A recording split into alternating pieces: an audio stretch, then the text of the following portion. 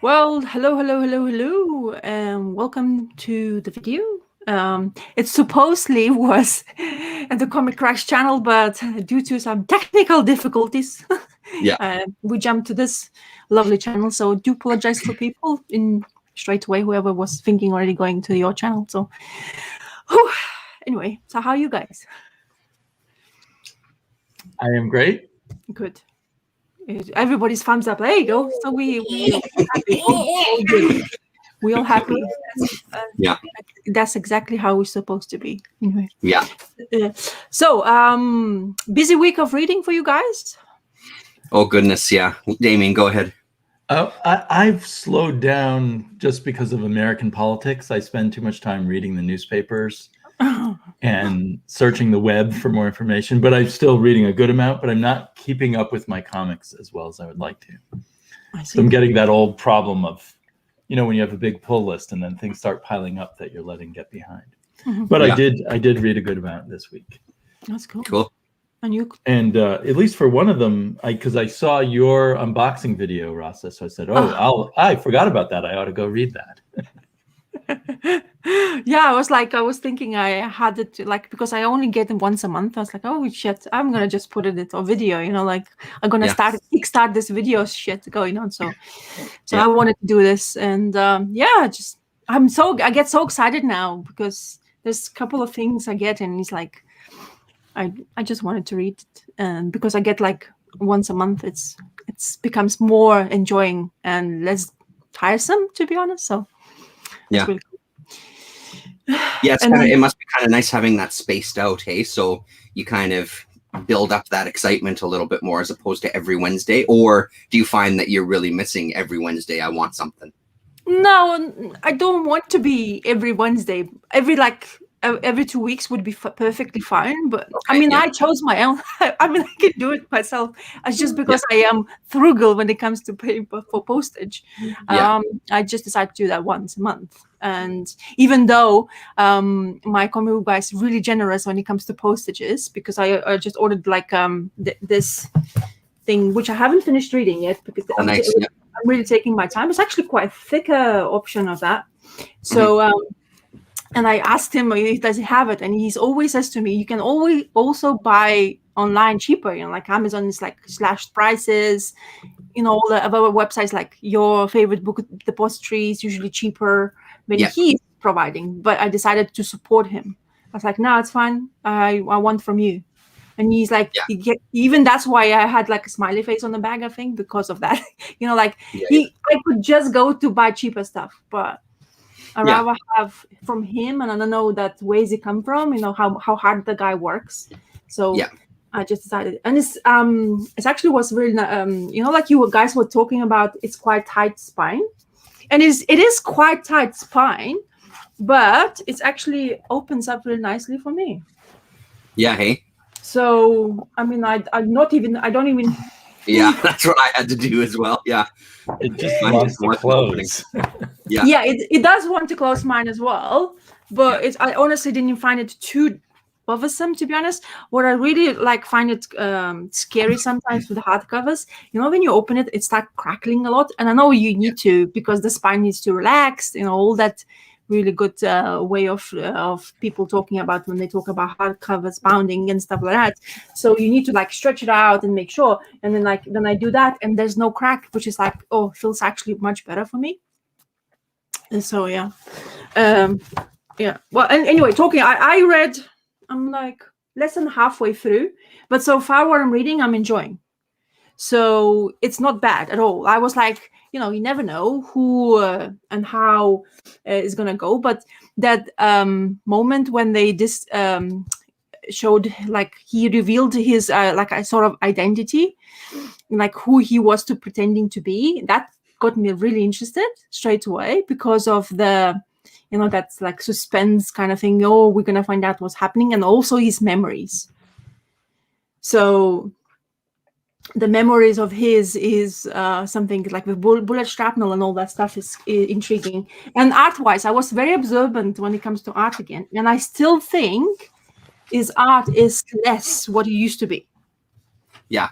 it's much quicker. It's like intense. Like the facials used to be quite tight for me, but now it doesn't feel like it. So I can just, how you do this again? Oh yeah, I have that feeling too. It feels sketchier than it used to be. yeah, exactly. I'll show you a couple of things. Like, okay, so the female, where's that stupid light? There you go. Let's just the females here. She's like quite nice. I'm talking about this face, but there's other pages where I found her was like, I don't know where, like in comparison, this face I recognize right away by Sean Phillips. There you go. This face. That's his, like signature face kind of thing. And up close is, I think it takes a bit more time, but then the face is a bit further, like in here, for example, in this purple page here. Oh, I'm really struggling with light. But the purples, it just seems like he less cares about it, like, oh, I don't really, like, I don't really need to kind of like overdo it. But so far, I'm here when he actually meets the girl, and when gets revealed or his history and stuff. So really nice about that. So as far, I'm not finished. It's intriguing enough because of the first page reveal, like when you have it, that first page where he's, or not first page, the third page where you have him revealed here. And he's all bloodied and stuff like that, which is, like, okay, intriguing enough. I think that's how you want to suspend your readers to go on with your reading, following. But so far, it has that typical Brubaker's intrigue in story, and I like the era he picks as well. I like the atmosphere the Sean Phillips has portraying. I don't know, like when you watched, it reminds me of like San Francisco kind of. I know it's not in San Francisco, but it reminds me of those San Francisco, like a detective storytelling kind of type of stories. I know it's in California, but it's just have the same kind of feel to it, So yeah, really cool. The grittiness, yeah. I'm really looking forward to it for the end. I was trying to read, but I don't want to rush. And I was like thinking, I have to finish because I want to talk to you about it. But I realized if I over skim it, I just don't. What's the point of me buying it? And like I want to take my time and enjoy it first. So that's right. Yeah. Right. I mean, you're reading a whole novel there, not just an issue. So you should. Take your time. And also, I wanted to give enough of time to actually, like Dirty Harry, exactly, Ryan. See, that's what the feel of it. I just wanted to make sure that I purchase something and I want the creators to actually tell the story, because sometimes if you don't and skim it, sometimes you just lose the idea of the story. Like, for example, I'm just talking about now. When you remember, we were talking about this Jungle Action, the Rage story, and Damien, you were asking me about the writing, and in this issue in particular, writing is superb for me. It went into the area where you want to describe, let's say, a ball, and he's saying it's in different description how the ball should look like, and that basically gave the depth of atmosphere what Black Panther had to do in this story. For example, I'll show you a couple of pages, which is the first page in generally was fantastic. Yeah, nice. Those are nice colors too for back then. Yeah, exactly. Because they were in this area where that mountain is, and apparently they are in this pink mist, where they have to he's chasing Killmonger, and he's because he took over Wakanda, and there you go, they walking in, and that's the Killmonger. Oh, this finger. There you go. It's beautiful. The art is beautiful. The story is beautiful. It's because Killmonger became having such a mystical powers to it, and Black Panther had to basically deal with it. How he is because if he already took over some of Wakanda parts, and Black Panther is basically trying to take it back. and he has the kind of dangerous part of it as well. And I really like the way he was described. And it's a lot of reading, as you can see, lots of bubbles. And it's not easy to just go through it, but honestly, I was breezing it. Like I was in motion with it. Like look at this panel here where he's jumping. The Black Panther is jumping. It's just typically beautiful way of telling the storytelling. And this team of Klaus Janson and now I can't find your team because why should I? I can't find the creative team now, which just bothers me now.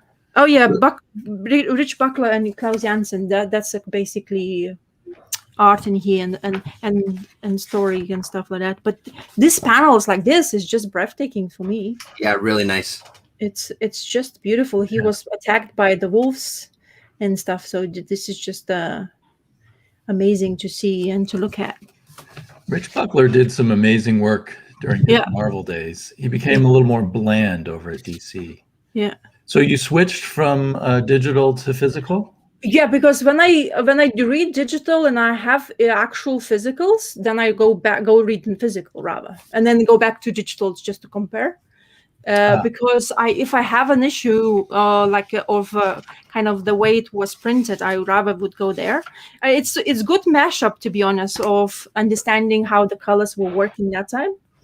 It's just I think it's just a beautiful way of storytelling, and this story just went in and I have not yet finished.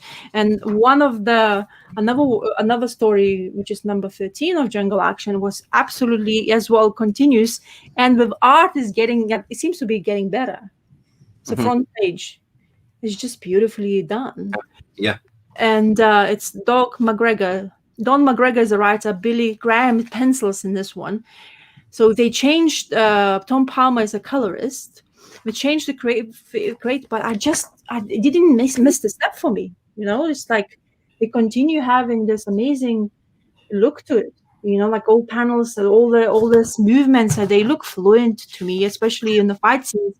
And as a Black Panther, he's supposed to be so nimble. Like he's supposed to be able to deal with this frustration, and he feels menacing as well, which is exactly what you want from the character like that, especially the powers, like those mystical flowers he has to consume in order to gain powers. But the Killmonger somehow became this he doesn't even get tired. He's superhuman to the point of no return kind of thing. And we still haven't, because I haven't read it fully yet, the story, because of so much reading. But like when you see this kind of stuff, like I just stop and I just can't. Those Yetis, or actually they're not Yetis, they are gorillas. So so there's lots of explanation in how it's going, and turmoil and situations he's been through still to go through. It's like I'm surprised how many issues is still going with the storyline, but it's really good. And as I say, it really helps to have this kind of panels. And I think if you watched, I think one of the E.T. Nick videos, he has those pristine Jungle Action, of course, covers, and the books as well. So when he showed off and he said he loves the art in this comic, and the Venom is going to appear again. The Venom with double M. It's not the Venom, This is the one. So so the real Venom. Yeah, so this was absolutely, as I say, it still continues to be absolutely fantastic, and just like I thought the people they picking up because of all of movies and stuff like that, but me getting into the story just makes me want to continue the Black Panther stuff as much, because if I get something like that similar, Jesus, I won't continue, because it's just mind blowing, that kind of thing. It's just, it makes you excited, even though so many speech bubbles, but the way the guys just storytelling it is, as I say, it's really lovely to read for me. And then I guess I am in the right head of space as well. When you have the right, that's why I do now, that's why probably I get my comic books so late, because I do give my comic books a time. So because I wanted to digest and don't skip through, because sometimes you miss an idea, and I let you talk about what you read, but I'm really looking forward to talk to you about this because Just to comment on what Ryan was saying earlier, he was talking about Saber, and Yeah. I've got that stuff, and that's the one thing I didn't complete reading it. And one of the things that sticks out in my mind is because I love Gulacy's art. I'm a big Gulacy fan. That the dialogue and everything and all the prose attached to it, I just remember it being incredibly dense. I think maybe I only read the first 2 issues, possibly. I don't remember now. It's been quite a while, but I know that I didn't make it any further because it was so dense. And it's not that, like, I've got a little bit of experience with Dawn, but not a ton, right? I just remember, though, that one standing out as, oh my God, this is impenetrable. It just wasn't working for me in that instant, you know? So. Well, I think Don McGregor evolved, perhaps in a bad way. So I think it was good. It was good up to a point. And somewhere in his Kill Raven run, which I think came after the Black Panther, he just started going insane with prose, and the pictures were just like stuck around little bits of text, or little bits of picture around large bits of text. Yeah. Maybe it continued in Saber. I still have yet to read Saber, although I've been stockpiling issues lately. Probably because of you, Terrence, just stockpiling Eclipse and other. Yeah, well, and some of those, they just pop up. Those Saber ones, when I did see them, they were always pretty cheap, fairly reasonable to pick up. So, yeah. But that Black Panther looks awesome, Rasa. That looks really great. Oh, yeah. It's absolutely fantastic. Honestly, and it's so overpriced now that they are, but they are really, I mean, the story and I as I say, I'm still enjoying it, but the art-wise, it's just spot on. It just continues being just right. It's like you don't even sometimes see the like faces a bit crooked or something like that. It's just like it seems to be they really took care of it when they wrote the story. Just to me, that's my impression so far. Maybe I'm just lucky in those 2 issues, and then the next issue I'll be talking to you like, what the hell is this? What's happened? Just drop the ball. You know, so. Yeah. So what you guys reading? Come on, we can share. Go ahead. Yeah, go ahead, Damien. I just wanted to say on his art, on Sean Phillips' art, I heard a interview with him recently where he described his process, and it was very disappointing to me. Digital.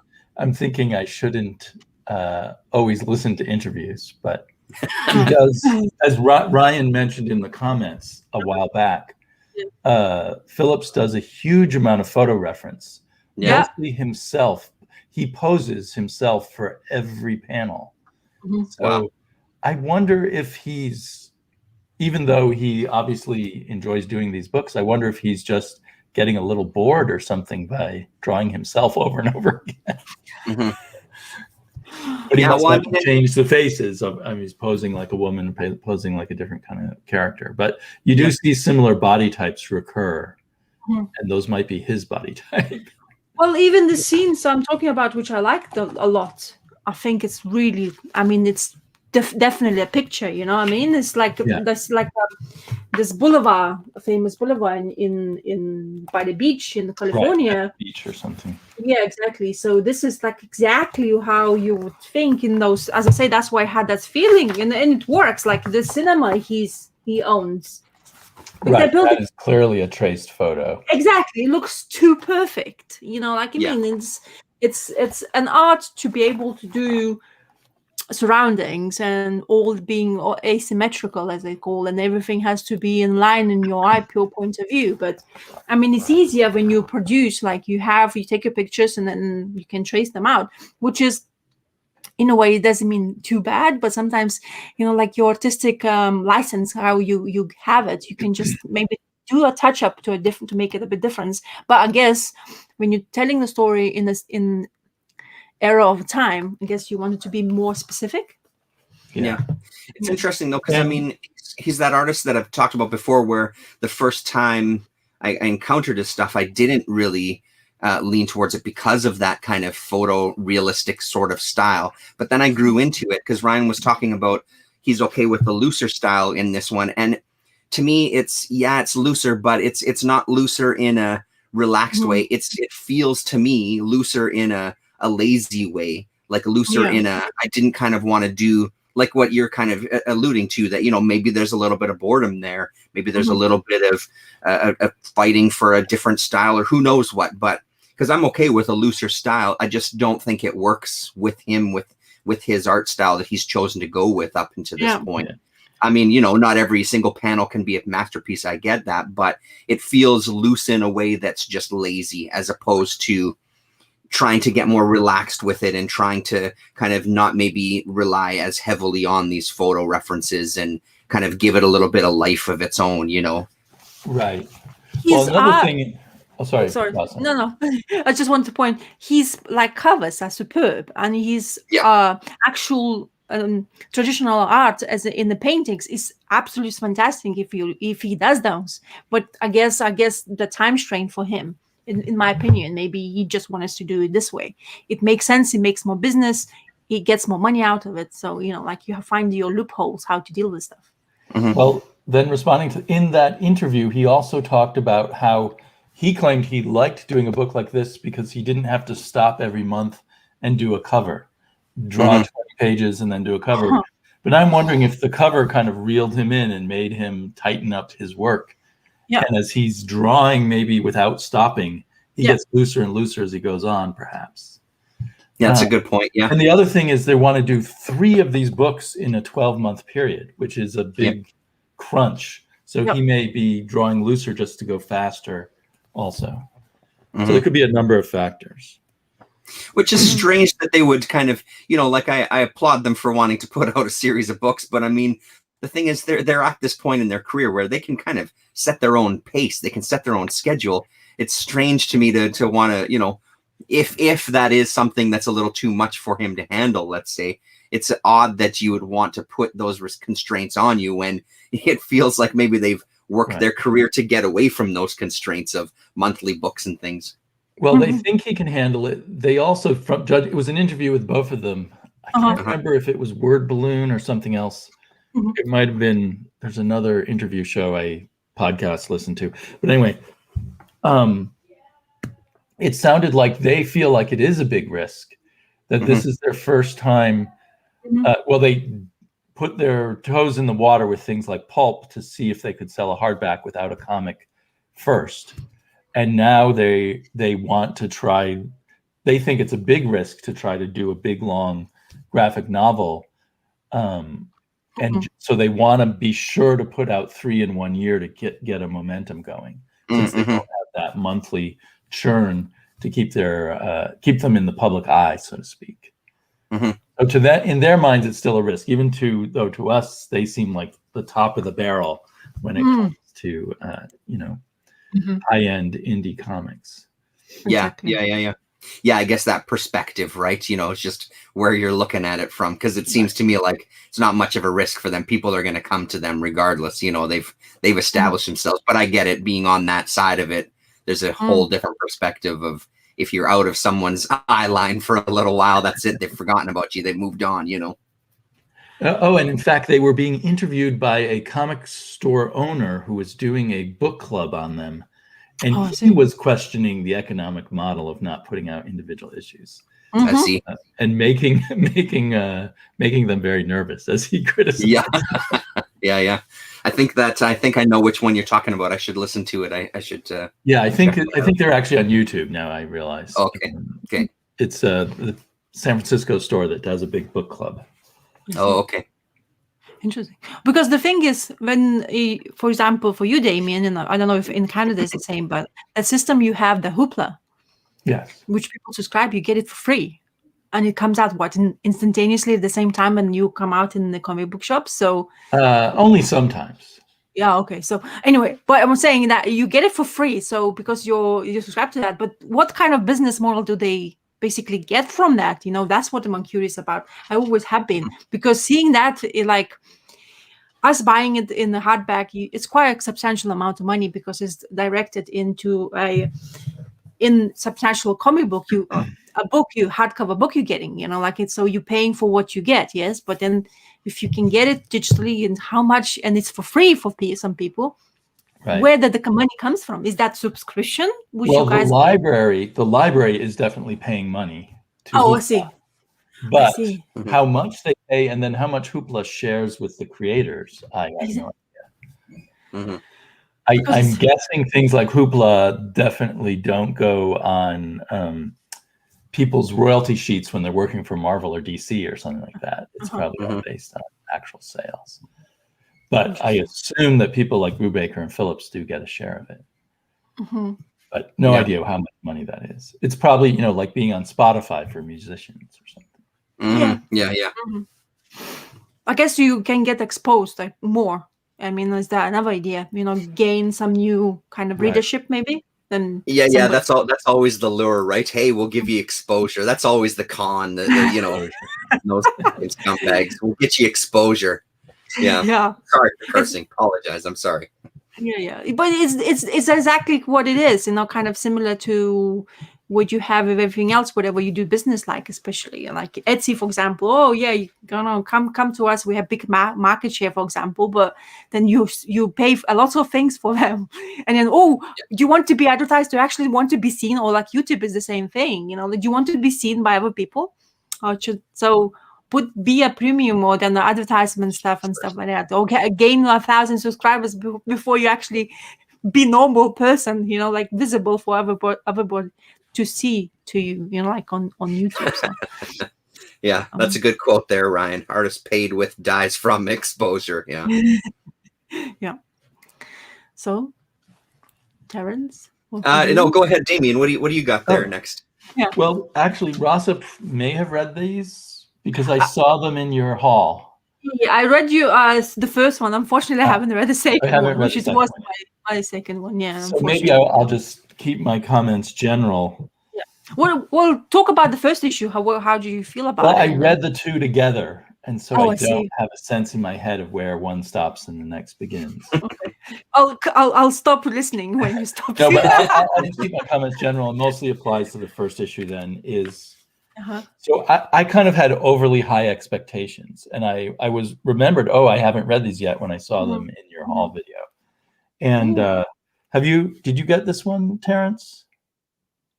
No. Okay. No, I haven't checked that one out. The Homesick Pilots are a punk band, I guess. And it's maybe something. Oh, this is issue 1. Maybe it's something wrong with me, but when you start having punk bands or metal bands, I want things to be really authentic. And I started wondering, is this that authentic? And the first thing is they're at a purported to be punk concert in a bowling alley. Yes. And they say it's shitty derivative thrash shit. Maybe I'm out of it, but I don't think thrash is punk. Thrash is Metallica and Slayer. So that immediately kind of threw me off my game a little. But I've heard people say that this writer was in punk bands and stuff. Yeah. So I just sort of started going, is this really what teenagers of whatever era he's writing about? I think 1993, 94, who are in punk bands and living in foster homes. Is this what they're really like? Or is this just some old guy? I mean, he's probably not that old because he's a newer writer. It's Dan Waters, who did such a great job on Lucifer on Vertigo, and has had some other comics out. So I'm reading it and I'm enjoying it. It's kind of a cool horror concept where I think this girl is kind of become merged with this house, this haunted house. And she has to, and by issue 2, we learn kind of the mission. Is it okay if I say that, Rasa? Yeah, it's fine. I mean, that's the mission is she has to go out and retrieve items that people stole from the house and bring them back. Oh, I didn't know that. So that's kind of a cool concept. But I just keep questioning the legitimacy of it all. I'm loving the artwork. Casper Weingard's been an interesting artist. And hey, Gore, good to see you. Hey, Gore. And I think he's excelling himself here, and he's doing his own colors. And I think the coloring is really great. Lots of great coloring choices, in my opinion. Yeah, it has a very good feeling. The house thing situation, she went in there because it's supposedly haunted, and everybody's like, "Don't stay away from it." But then you were talking about those punk band situations. I think they competing with, like, like you have like an area of where you live, and you have those like similar bands, and they're competing for They wanted to exposure. outdo the other band Yeah. by playing in a haunted house. Yeah. Oh, I So see. he was on the lookout to see basically the house, and then ta ta ta, like But the house other just band like, gets killed in issue 1, right? So yeah. It was funny. Yeah. Well, they gained what they wanted, not in that sense, but no more competition, I guess. Ryan's asking, what did Wingard, the artist in here, draw?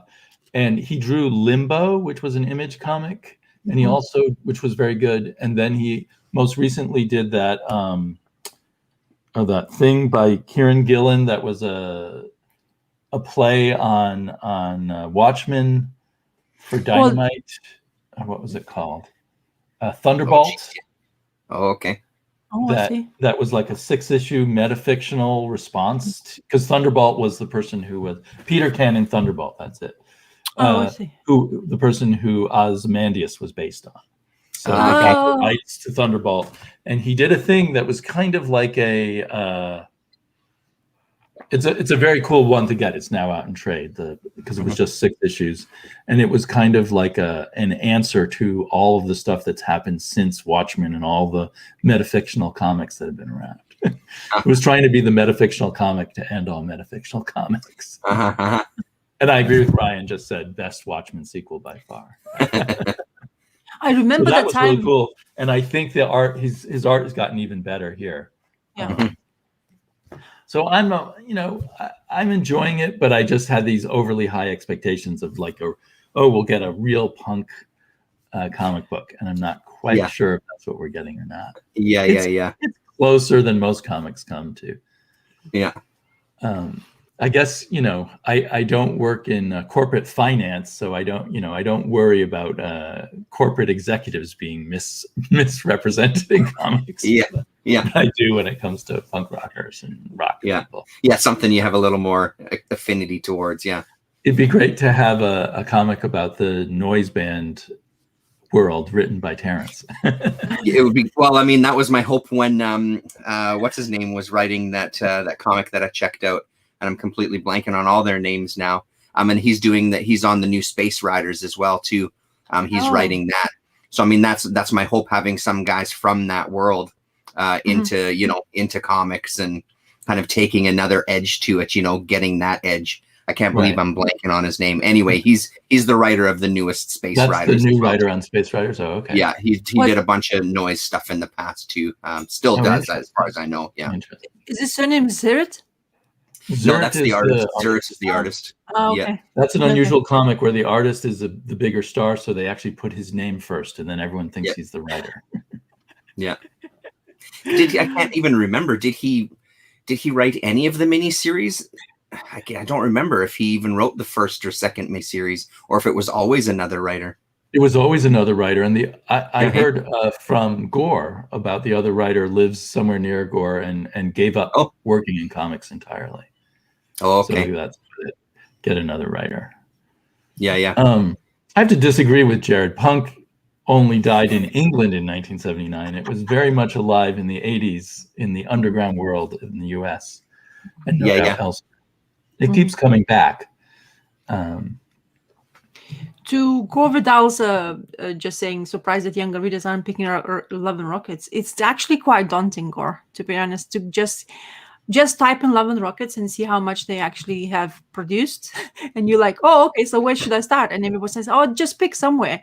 I remember I did that, and I just picked a random volume and I started reading it. Thankfully, I found enough courage to do so, and I absolutely loved it. So it's that moment where you actually commit to that, like just buy something and just read it. Just dig in, Yeah, because it's absolutely fantastic. But there's a snippets of information you want to actually know prior to that, because when I was reading that volume, I'm not sure which volume it was, but it referenced a couple of things where whatever happens prior to that, and I was like, okay, so I'm missing something. But if you can live with that kind of situation, it's perfectly enjoyable read and it's fantastic. Yeah, I think I you know, the older I get with some of those things that are kind of daunting, the more I think of it like, you know, if you meet some, you know, the first time that we all met, I didn't know all of your history, I didn't know your backstory, but then we start to get to know each other, right? I feel, especially with a comic like Love and Rockets, because I'm deep into it. I've read a number of volumes now, and love it to pieces. And I think it's really, I don't know, it's one of those things that you can just get into pretty easily because there's enough there to grab onto, and then you can start figuring out the past and you start getting that more complete picture and jumping back and forth. It doesn't feel, so far to me in my reading, it doesn't feel like I've been at a point where, holy fuck, I don't know what's going on. I don't know who these people are talking about, where I feel lost. It just feels like you're catching this snapshot, right? Well, but it still may give that impression of being daunting, like Rasa said. Yeah. Particularly like if you just look at volumes. Yeah. It's hard to tell where's the first volume. Where the beginning. Yeah. Yeah, we're not specified. They have the title of the volume, and then have to go in Google. Dear Lord, And thank they've God we done have some mixing and matching where they reprint things as stories. Yeah. Mm-hmm. You just gotta keep your eyes out for, if you can find them, keep your eyes out for the Fantagraphics, the old Fantagraphics volumes, because these are great to just dive into. You get a heck of a lot, and I think I'm assuming they did them chronologically, is just my assumption. But even jumping in here, because this is the first one that I had, was book 2. I have 2, 3, 4, and 5, I think, and it's, or 2, 3, and 4, sorry. And it was pretty easy to just dive right into that, you know. Another thing, what happens, because for example, I'm in UK, they have different kind of reprints for those Love and Rockets. Yeah, absolutely. Because you know, whoever gets the publishing rights, like Titan sometimes gets hold of that stuff, then so they reprint their own way. So you kind of have to see where you are at, of course, if you get information. And you know what? Best research place for you is YouTube. Just type in Love and Rockets and somebody will be talking about it, you know. So but that's the thing, get that first step for people actually, okay, just go and read Love and Rockets. And it's like, who the hell are you to tell me what to read? But sometimes if you do try, like when we know each other, like Terrence says, maybe you can start trusting people. But like, do you really know who I am? Maybe like my husband keep on saying to me, I'm a sleeper agent. Because I was born somewhere very close to Russia. It's like, you are sleeper agent. One day somebody's gonna blab up the word and you're gonna kill me. It's like, really? Exactly what you think. Tell them to cut all the phone cords. No phone calls coming into the house. That's it. Maybe that's why maybe that's why we never have a landline. Yeah. Only personal phones. Keyword. Yeah. But I think it doesn't really matter what we say, but I do think you have to be careful not to say, oh, you should never do punk comics because they've already been done perfectly by Love and Rockets. I think each new generation, I mean, the whole point of punk would be to do it over yourself and not listen to people say, oh, it's been done before. Yeah. Because that's been the history of rock and roll. Everyone's saying, oh, it's been done before. Totally. You know? And not just getting out in there and doing something. Yeah. Yeah, as I say, every single time somebody would ask me something to read, sometimes I rather want to give them to read other things, but you know, like all those TV shows and stuff, like which we probably can't mention on anything, it does people drawn to the DC or Marvel. Mm-hmm. So it's difficult for them. Like, what's good in Marvel to read? It's like, I don't read Marvel. What do you mean you read the comic books, but I don't read Marvel? But what do you mean? No, you don't read? Well, do you want to read that like this? What is this? This is old. Yeah. You know, like it depends who you have, of course, approach and stuff like that. But yeah. So, Terrence, what you read? The one thing that I'll point out that I'm 3 volumes in and I'm absolutely loving is Pluto, Urasawa Tezuka, and it's been just incredible. So I don't know the original Astro Boy story. I know about it. I've never read it myself, so I don't have that to jump off. I feel like I know enough about Astro Boy and that world to get something out of this. Again, it's one of those things, I'm sure that there's subtleties that I'm missing, but the thing that's impressive about this, and I mean, it's, you know, it's one of those things that becomes impressive about comics in general. This story here, this North basically there's someone going around. Even I'm not even going to go too far, and I'll just stick with this first volume. These people are dying, and they're getting killed in a very specific way. They're getting, let's see if I can find an image here. When their bodies are found, they have what looks like horns planted coming out of their head, right here. So that sort of thing. So we don't know why. We don't know what the link is in the first volume. We don't know any of that stuff. And then it's going through these people that are kind of dying. So within this comic, I mean, you're getting that kind of maybe an older trope of, sentient robots and how they're blending in with society, and how, especially at this point, it's really, really hard to tell if they're human or if they're robots, and just how they interact and how they absorb that. So the thing that makes it, when it crosses that line to being something that's incredible, is when you get a story, when they introduce this first time they do this, is introducing this North Number 2 robot who's had history. He wears this cloak. He was bred as a war machine. He wears the cloak because it makes people feel uncomfortable if he shows what his body looks like, because he's a killing machine, basically, right? But now he's at a point where he's a servant for this musician, this film composer, and he wants to learn how to play the piano. And from the get-go, the composer just has a strong dislike for him. You're here to serve me. You're a robot. You couldn't possibly understand music. You couldn't possibly understand humanity, etc., etc. And the way that he unfolds this story, it's impressive enough to have you feel for these robots, but then it's even more impressive to have that come through the pages and affect you as a reader. In book 2, when they introduce another robot character and kind of get into his backstory, seriously, there was a moment, I won't spoil anything, there was a moment later on in that story where literally I could feel myself welling up reading about this robot character and how he was kind of this ability to humanize these characters and have that come through the page. It's impressive reading. This is the first Urasawa stuff that I've read. I know the name. I've watched Man Ben. I know that Dr. Monkeybot has talked about him many times, and I know he's kind of considered one of the top manga creators at this point. But I guess I kind of wasn't expecting it to be that impactful. Like, it's really, really good. I think there's 8 volumes total. So I've got the first 4. I haven't read the 4th one yet.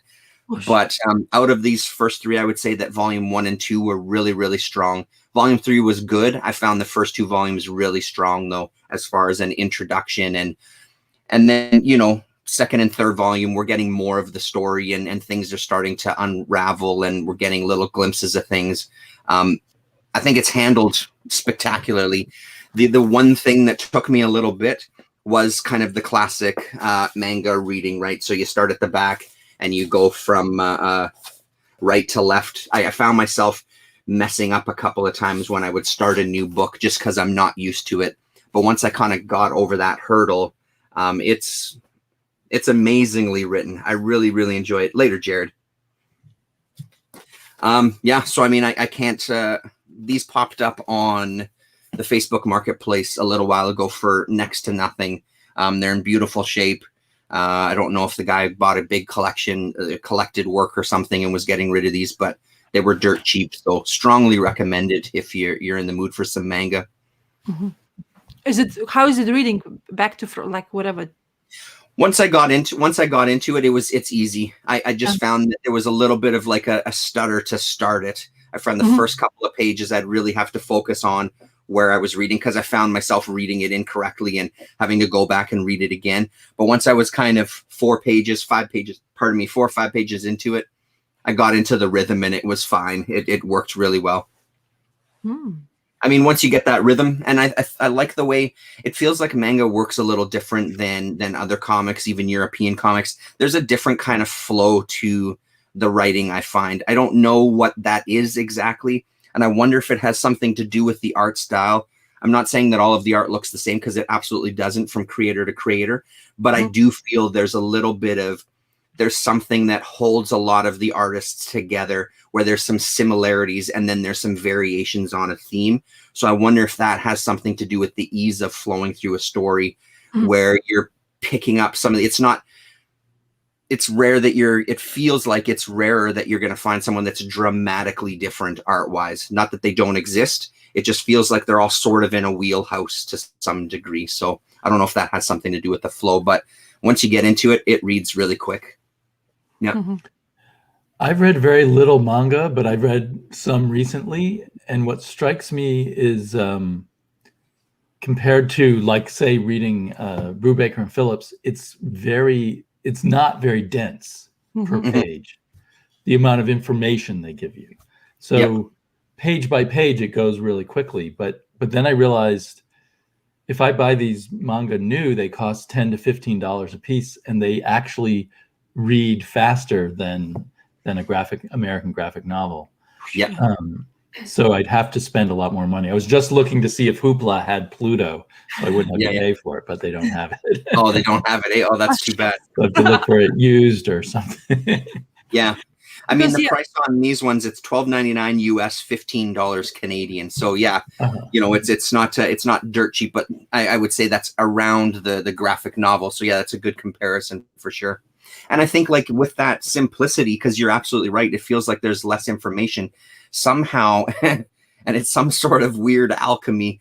There's some ability, like I said, there's these moments that are created where I somehow feel more invested in this stuff sometimes. And I mean, I realize that's partially due to just a good writer and a good story, for sure.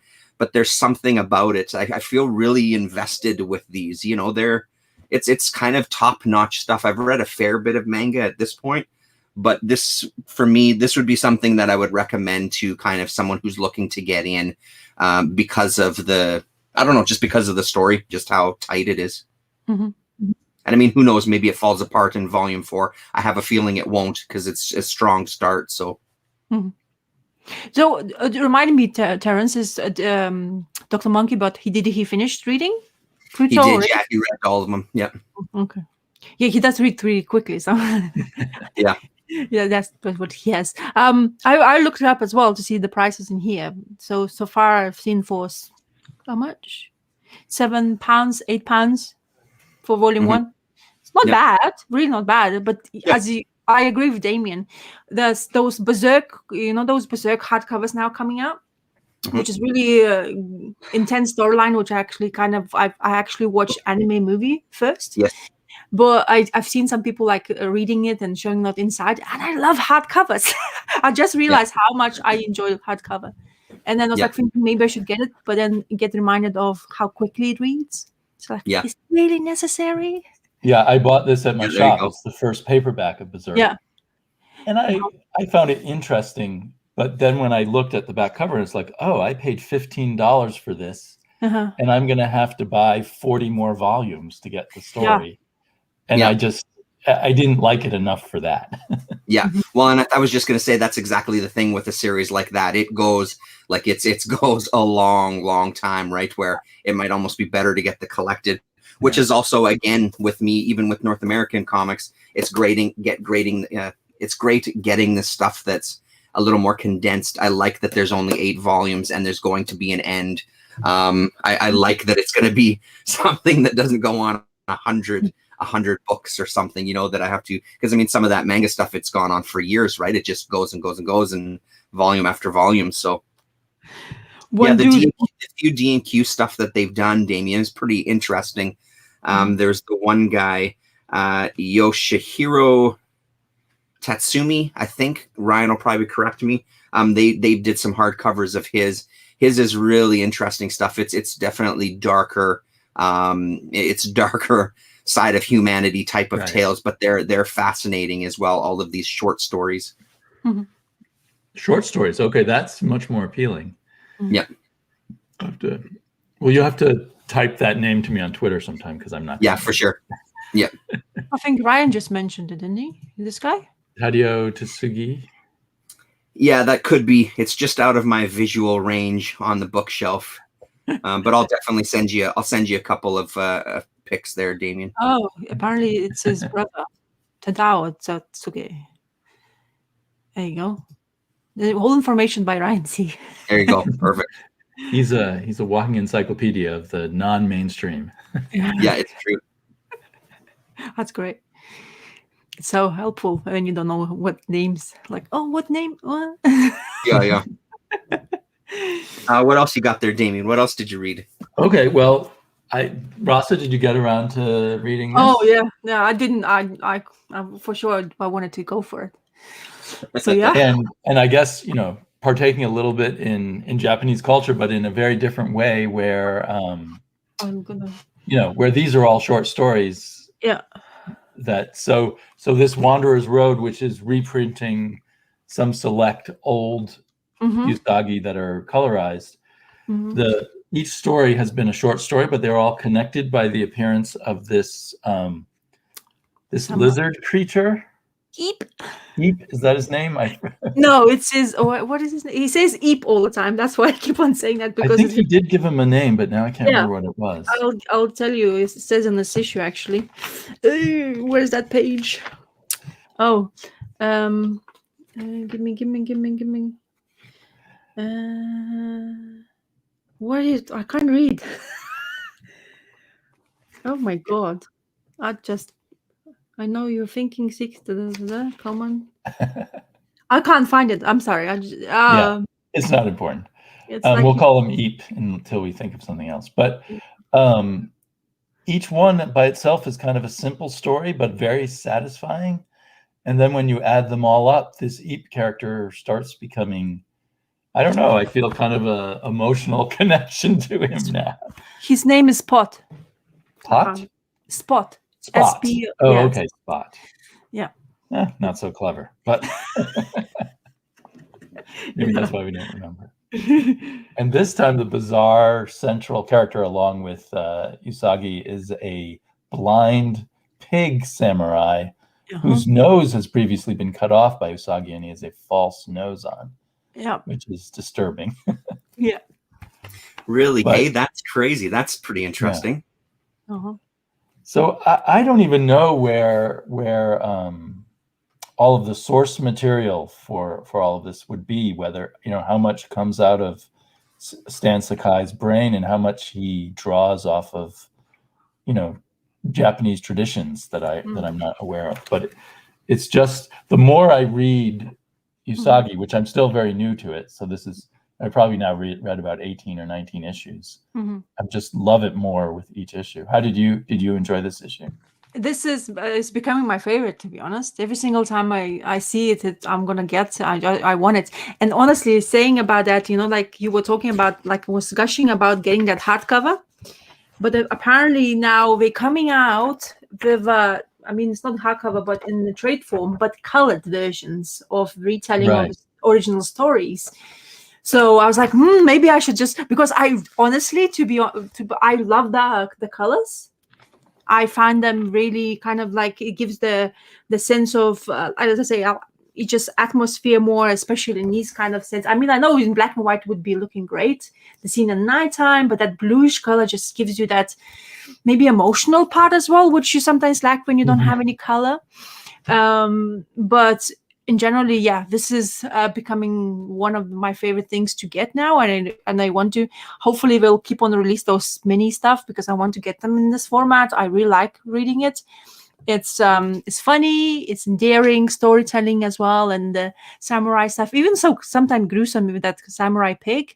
The guy is blind, and now you chop his nose, which is the smell is the one thing left for you, and he just chops it off, and then this poor pig has to basically have this wooden snot made out just to make sure that he actually can smell and knows his surrounding, which is so bad. Right, because he relies on his sense of smell more than anything else.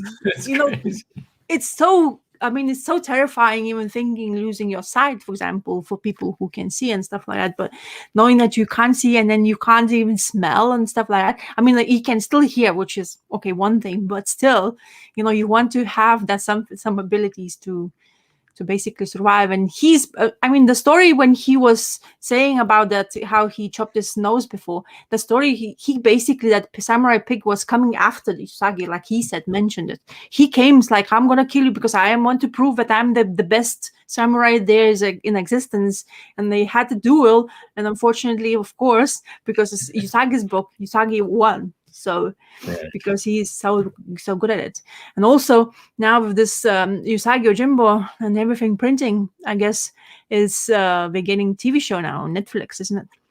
That worries me, but yeah. I mean, it's good for. I'm glad Stan Sakai. He's worked for decades. That he's getting a good payday, hopefully.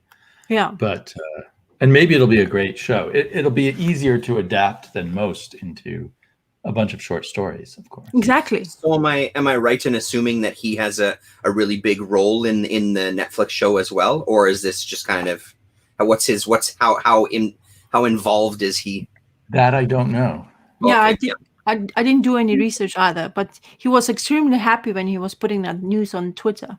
Yeah, so maybe he does have a role on it.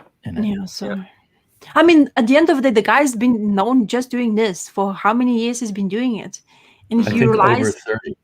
Exactly. Wow, So wow. you're so invested in the character, and people, but like the minute you mention Stan Sakai, everybody's okay, Usagi Yojimbo. That's what you're known for, like he's been doing it.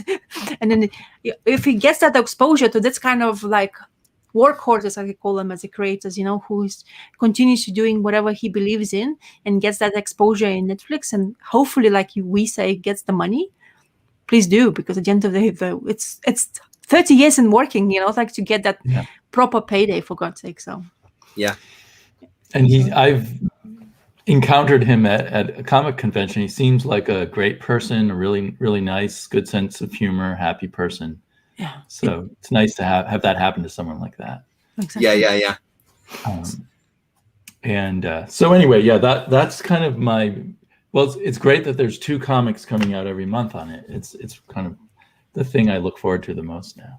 Yeah, it's that the way the story is telling, even though it's like in continuation, but it's just a one-off. Like you get the start and the end, and it's really satisfied. Like it satisfies me a lot. I don't know why. As I say, I'm a fan of teenage like animals being mutated or something like that, or animal characters. So I guess that's what really appeals to me as well. But yeah, and just to quickly throw in, this is the artist that I was talking about. Give me a sec. One of the short stories that you were recommending. Yeah. So and like I said, then D&Q did some hardcover of this guy. This is the guy that I was thinking about there earlier. Sorry to interrupt there. No, that's good. That's good information. So I'll talk about this because I really thoroughly enjoyed. So sometimes it seems to be amazing to me that I get once a month the books and I forget to read them. It's like, what's wrong with me? But anyway, so I read those 2 together, and this is continuously to. I absolutely adore this. I don't know why this mutant and Teenage Mutant Ninja Turtles, a mouthful to say it. But it's Sophie Campbell took over for a while. I mean, Eastman is still there because he's characters and stuff, and I think he's helping to create some of the stuff. But I think she took the complete reins after this title for a while now. It's been like since 100, I think. So 12 issues in, or no, 13 issues now in. And she's basically took over the reins and basically trying to get you to read your same turtles, but in a different kind of light, because of what happens in the penultimate issue. There's this huge bomb explodes, and there's lots of new characters appears in fruition. But I'm not gonna say much of the story because there's lots of people who's reading it. But one thing I want to say is for sure is the story evolves. There's lots of exploration into emotions in here. Sophie Campbell's input towards this turtles, but it still feels very the same. I don't know what they do in this title, in who they get the creators to do, or they have the Eastman has really good sense how or control over whoever comes to write it, but it feels very similar. It has still the same action. in this issue in particular, which just came out just this month, we have some future things involved with this character here. And it's actually intriguing as well, because to see what's going to happen. It's a lot of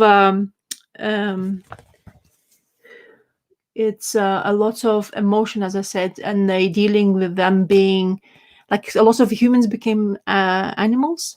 They turned into animals, like the turtles have been. So yeah, it's really it has like emotional part, investment in more emotionally into characters, but also it gives you the sense of I don't know, it's like you have to care a bit more, even though I was caring a lot before, but now I care even furthermore about those created characters now and what they're going. And I'm so happy knowing that this continues strongly, because, as I say, it's one thing I really like to read, and I like that this continues with change of creators and artists, but they still have the same kind of sense to it. But then continue showing something new as well, which is kind of difficult to do sometimes, because you tend to still rehash the same kind of similar stories. But in here, in a way, kind of, maybe you could say there's some, like the same issues. You have to deal with your own self, how you to exist. You have a bad guys as well. But I don't know. It just makes me continue reading it. As I guess since the animated series, I'm continuing being a big fan of this. So you've been reading it all along, and then Sophie Campbell took over. Yeah. And it's just continued to be good, or would you say it's gotten even better with Sophie Campbell? Well, at the first, I think I didn't know where she wanted to take them, to be honest, because she was taking into more, like as I said, she was establishing more relationship, because she has much bigger cast. You don't know who the bad guy was and is, but now they're getting established the bad guy, because like she had to basically find a way of how to continue with turtle story, like where do you go with them, because it seems to be like with 100. What I'm trying to do, They've done so much. Yeah, I don't want to spoil it, because 100, the issue when they came out, there was this, like we call it big event, whatever happens, and it's lots of things happening. It's actually a really interesting story, because it continued throughout almost, to be honest, and what it erupted into being, and now it's like, like there's a big event happens. This is aftermath where consequences happen to some characters, but turtles as well, and they still continue trying to go over those situations where they have to. And she's doing a really good work, to be honest. Now even more, because apparently she's not going to be there for a long time. As far as editor was writing at the back of the pages, sometimes it's actually quite good information. You get that from the back pages. Because somebody was mentioning her and liking her art, like work a lot, but like she's not going to stay there too long. But I'm not sure what the plan is, to be honest. But what she's so far doing, I still enjoy a lot. So it's the characters are still the same. As I say, she's never had a feeling where she completely wants to take over and just like take over and do my own thing, kind of thing. Yeah, when I read Turtles, she was my favorite artist, but I had no idea whether she could, handle the writing chores so well. But that's too bad that now she's going to leave. Well, I'm not sure when she's going to leave, to be honest. But they're saying that she's not going to stay for long. I'm not sure how long it will be. Because I try not to tend to go to the news too much about the comic books, especially I'm reading, and I'm really invested into them, because a lot of spoilers these days, whatever you get, really a lot of interest. So I'm trying just to snippets to find out or read about, because for me, whatever they had, writers, creators, or artists, they still kept the same pace, which is absolutely what I kind of want. I don't want it to be like complete change. I want some changes into Turtle life. At the end of the day, it becomes very boring to exactly know what's happening.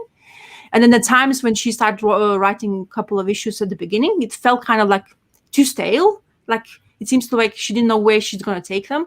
But then she's starting to establish more. There's more movement happening, more action happening, like kind of things. And those little turtle characters she's introduced, they are really intriguing to me now, especially if the story in the future will come into fruition. It will be interesting to see where she's going to take them and how she's going to end it. Let's say if she's going to go. So, okay. Sweet. I picked this up, Damien. I picked it up and read it. Oh, and nice. Absolutely loved it. No, phew, I'm glad because I was pushing and kind of like what you were saying about this kind of this almost the mundane, just existence, this day-to-day existence. But man, is it ever good? I was impressed because even with that, there's still a real sense of a story here, and there is really a sense of something building. And I like these kind of like little color sections too, where he's going to the food machines and things, amongst his kind of palette. I was talking to, I think it was Gus Mind the Comics, and he was talking about how Brennan Graham has a very kind of Mobius influence, almost like a soft and squishy, rounded Mobius is what I was saying. Which then his response, I saw that on Twitter, and he showed a picture of Hardy. Yeah, exactly. And he showed some of that, and it's very similar. So, even though he's in that wheelhouse, I still feel like he does his own thing. And I love this when he's listening to the music and describing this alien music about how it's different depending on your mood. And man, I love this quite a bit. This is a very, very unique comic. And I'm getting the sense that there's more issues coming from what he was saying at the back, and because this is number 1.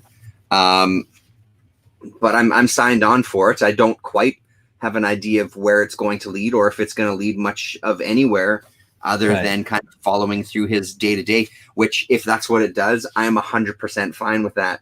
I really, really dug this. This was, I'm glad that you gave us the heads up on this one, because this would have passed by me otherwise. Because like I said, I think I just go through the waves of Brennan Graham where he sort of disappears and I don't really think about him. And then he does, and he's not like a Brubaker Phillips where I'm automatically going to pick it up. I see him and I'm always interested, but I don't always pick his stuff up. I don't often go for it every single time, but that's definitely one to go for. 90% of indies in trade now. Wow.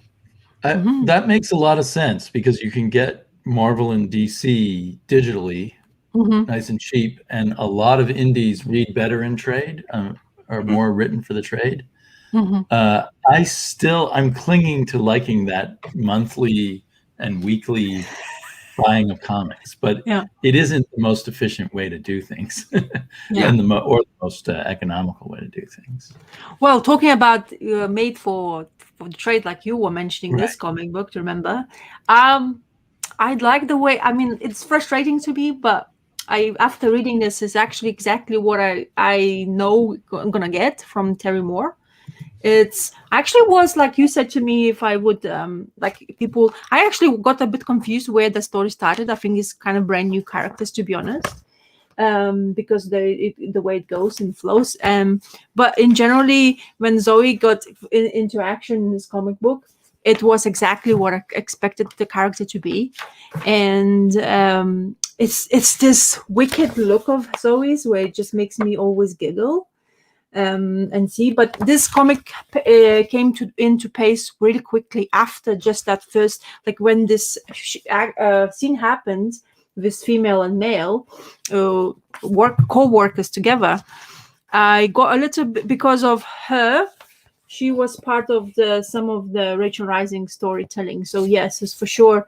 It's kind of like would be better for people to read Rachel Rising before this, because it is rectifying me saying, like what I said before, that this is basically made for people who's been asking for Zoe's story for a really long time now from Terry Moore, people who's like big fans of his, and I'm surprised that we're getting it, to be honest, in a good way, and I'm really happy about it. But I highly recommend to people to go read Rachel Rising, because it's one of the best. Not even even though Strangers in Paradise is still amazing, but this comic is definitely well worth anybody's time. It's just the way he just had that, like when you do something really, really long time, you have like invest in your characters, you creating like Stan Sakai for Usagi Yojimbo. Suddenly he creates those other characters like Rachel Rising, but he already knows the details, how he's going to create the panels. He knows kind of like, he already understands how to write for a comic book kind of thing for people he knows what fans kind of like to see, what they don't, because he's communicated to them. So Rachel Rising, I think, is even better than Strangers in Paradise, to be honest, for me, because that's how I started it with it. So I was like, Rachel Argent was the first thing I got exposed to. And then I went to Strangers Paradise and read that, and it was fantastic. I loved it throughout. But this is very fast-paced. And then another thing which really gripes me is that that's the only thing what really frustrates me is because when you get them in floppies, it goes like this. It's like almost like reading manga, to be honest. And that's a floppy only, not a trade. And you get into story and you get this Zoe situation, and you're like, okay, this is it. And you turn the page and it's empty. It's like, what the hell, man? Give it back. I want to read more.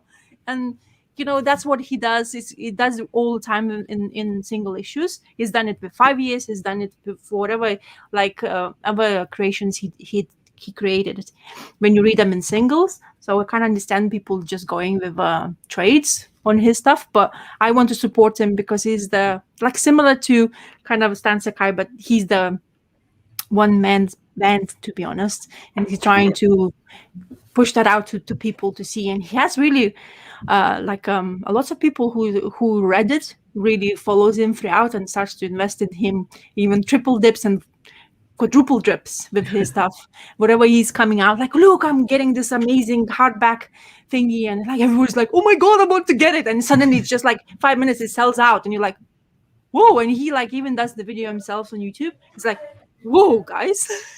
Like, okay, we sold out now, thank you very much. And then it's like, wow, it's amazing. Wow.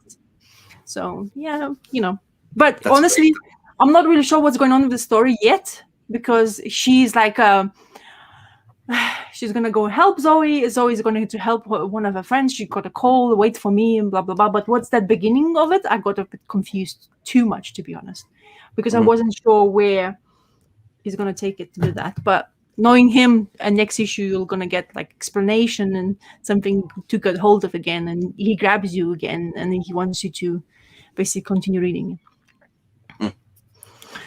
And like Gore says, he always said that all the time.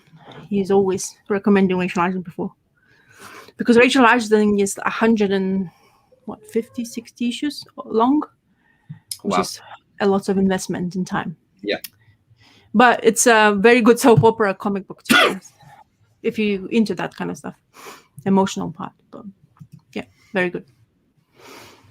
Okay. Yeah, it seems like I'm in a real reading frenzy lately. So maybe that's another one that I start to dip my toes into. And I want to talk about you guys with this. Ha ha. Ha ha. Ha ha. So expensive. I was so lucky actually to get it from my comic book guy. Because now I'm looking up, it's like if he wouldn't have me an issue, I wouldn't be able to buy it. Because it's like 10 quid now on eBay. A single issue. Which seems irrational. I don't know why. It's just because just because Ice Cream Man. Yeah. The first issue became hard to find. Yeah. So the speculators assume the same thing's going to happen with Haha. Yeah. Which doesn't seem rational to me, but maybe it works. I'm glad you got it for a good price. Yeah, exactly. So I when I was reading, I wasn't sure, to be honest. The first page straight away kind of like, oh, it's like a guy we're talking a story about a clown and stuff like that. He's like, that freaky kind of, for me, the way he explained about his job, and he's always very positive, and that freaks me out when, like you have to kind of like your emotional radar has to be up and down kind of thing to be normal, let's say.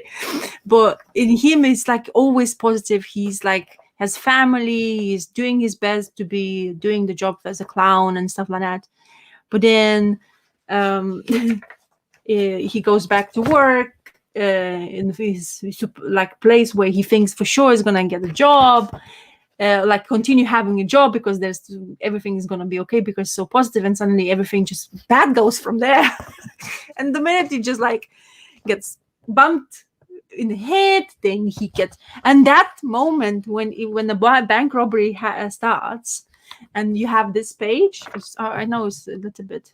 Is it a bit spoilery? Am I overly showing you guys stuff? Well, okay. Spoilers ahead. The three of us have read it, so you. I haven't read it, but seriously, don't worry about. Oh, I thought you had read it. No, I put that copy up on eBay. I have a couple of comics on eBay. I didn't want to open it. I didn't want to do anything. Didn't open it whatsoever. I didn't do anything because it's like I can't even. It's going up and I'm selling it. But seriously, don't worry about spoilers. Just go for it. Just talk about it. Okay, so I'll show you my favorite page on this comic. So this is my favorite page. Oh, this glare. It's when he gets shot in his head, Terrence. Right. Wow, look at that. Yeah, And yeah. then, The bullet is going through his brain. and then he explains to us what's happening in his head.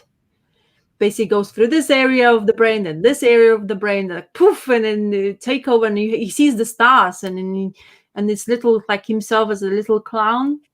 And I was like, when I was turning the page and I saw this, he's lying there dead. I was like, okay, this is the story where I know exactly what's going to happen.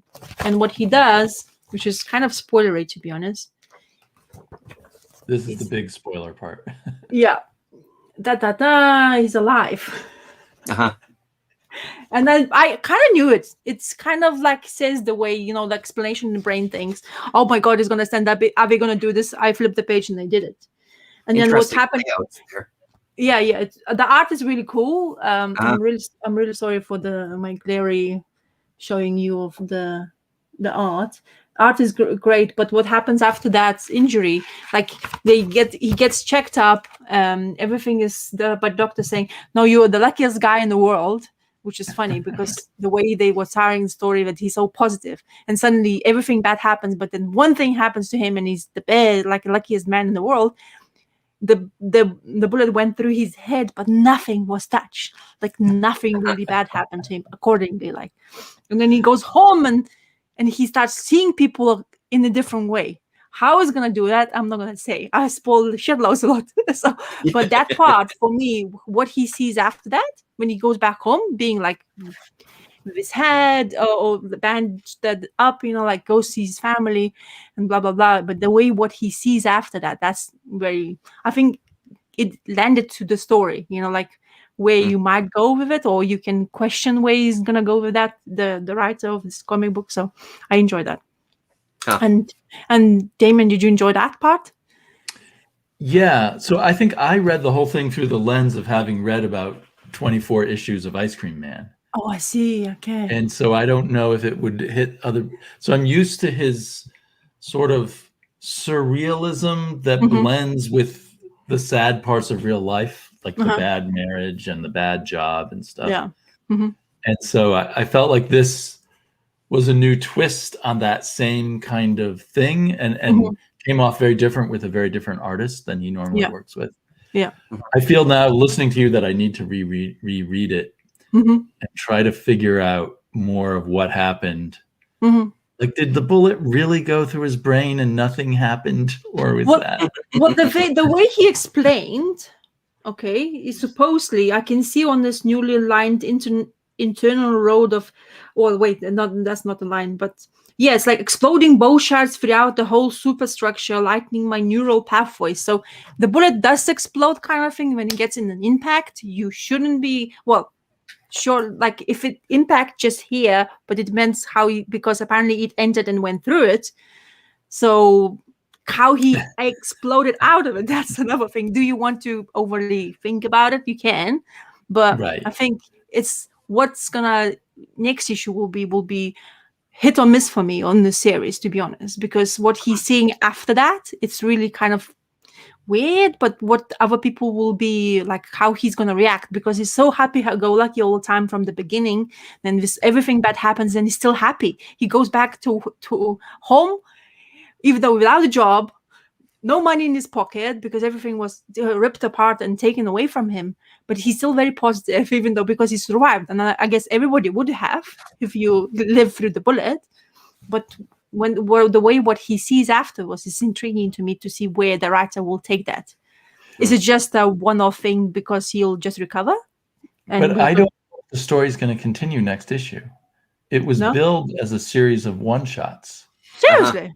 So this is it? That's what I thought that I heard as well too. Right, which is why I feel like I need to reread it, unless he does continue the story for at least another issue.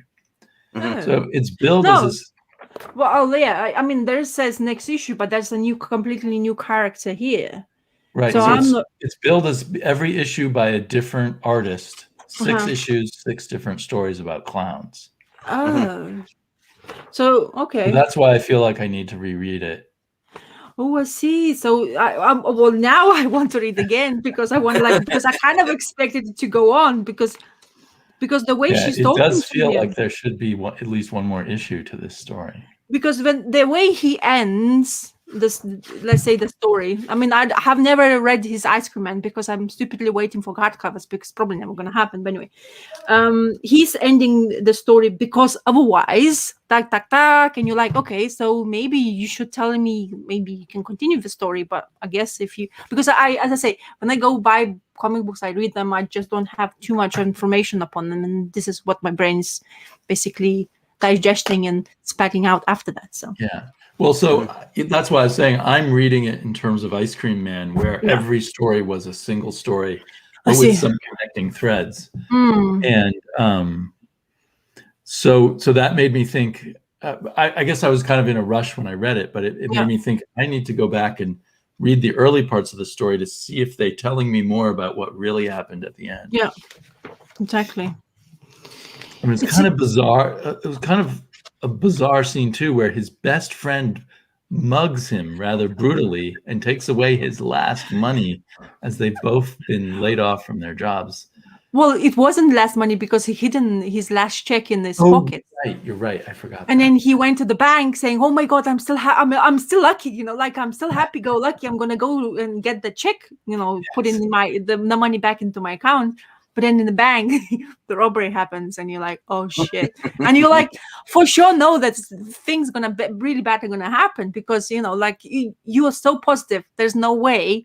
There's everything. It would be boring storytelling if it just he's just happy, just got this money, came back home, and his wife just plunked him with a iron or something like that, just because they're having family feuds. Because that's what it felt like. Because he didn't pay for electricity. He's a clown. He doesn't have money. He has 2 children, so he has to deal with family life and that expectation.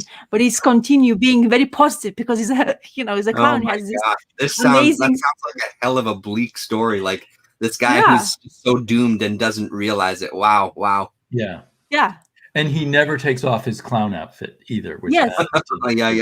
and So he it's this surrealness connected to the horror of everyday life that this writer does so well.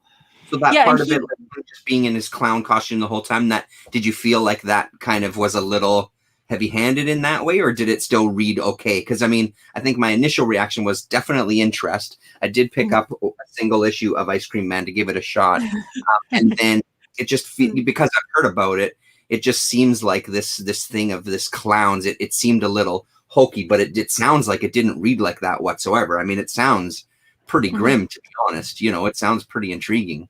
Yeah. Well, the thing is he's even have like he asked his wife to call him his stage name or for the clown name. Like, yeah. How dare you even, like, I'm in the house. Like, no, you have to call me this because I'm in the costume. Blah, blah, blah. Wow. Yeah. Yeah. So he's that kind of level of go on kind of thing. You think like, yeah, that's it. Like that kind of like completely focused in one thing. But he has his family, and you're like, what the hell, dude? Wake up, kind of thing, like you were saying. Yeah. Because that's what the feeling you have when you start reading it. And then that where I start really enjoying the stories when the bank robbery started, and it's like, okay, this is like like your typical kind of like expecting stories with the bank robbers. Somebody's gonna get shot, and then he's basically blabbing his happy stories to the guys with the guns, and the guy's like, I'm gonna shoot you, but I'm so positive, kind of like he's telling you these positive things, and he's like, I'm actually gonna shoot you, and the guy lost his patience, shot him straight in, and he's like, Jesus, just sitting, just lying there, Yeah. And you have an explanation of writer saying how the bullet come through his head. It's really good writing, to be honest. But if you're saying this is only one story, it's like, I want more, for God's sake. I have questions. Well, this is part of what you get used to in Ice Cream Man, is that you don't always get answers. There's a lot of things you don't get answers to. It's just surrealism. It's just a nightmare or something. Well, it makes me think of one Ice Cream Man issue that was, the whole issue was this guy leaps off the top of the building where he works, and he's falling down. And as he's falling, you're seeing bizarre, surreal things happen on each floor, where something is happening where people are turning into monsters and killing each other, but there's never any explanation. Whoops, I was not good. But it was brilliant, but frustrating. Yeah. But And then the next issue, you get something else completely brilliant and frustrating and bizarre. Well, and it's funny because I mean, I picked this one up because I've been having issues with my shop with my pull list and stuff, which won't necessarily get into. But I figured I'd give it a shot because I mean I've heard about it so much, and they had multiple copies of this one, so I just gave it a shot. And it's funny because all of the things that you're saying are exactly how I felt about this. The art in this is fantastic. And I like the little storytelling elements where they're going through kind of all these classic kids stories like Goodnight Moon, except it's Goodnight You, and going through some Dr. Seuss and things.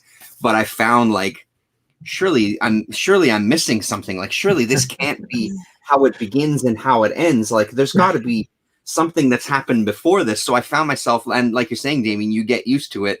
But I think I'm still in the stage of not quite used to it. Where like, I must be missing something. I've got to come in at the wrong point. This has got to be a 2-issue story. There's got to be an explanation for this guy who took over this family. And because that's basically what it is. This guy that took over this family, this ice cream man that took over the family, and are tucking the kids into bed who are dressed like him, and everybody, the wife has got to smile the whole time, and it's got some creepy stuff in there for sure.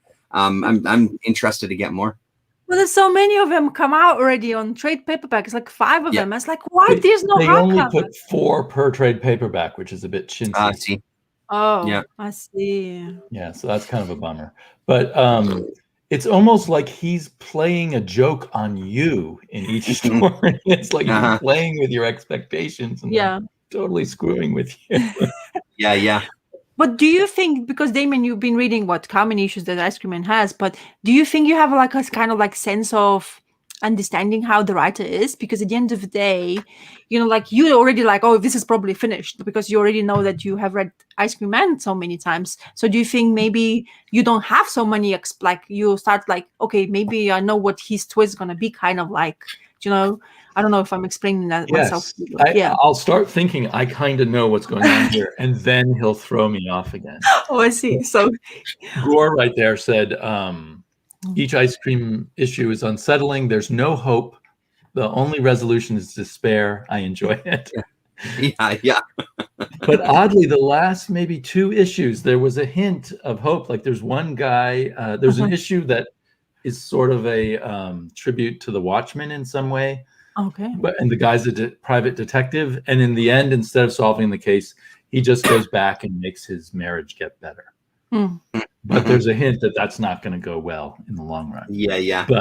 But and then in another one he did, which kind of bothered me because it was a Christmas issue about abortion. Oh shit. Christmas issue and abortion together. Yes, and it was done as a what do you call those calendars where you open the door every day? Oh yeah. Oh yeah. Okay. So it was like the 24 days of this teenage girl deciding to get an abortion. Wow.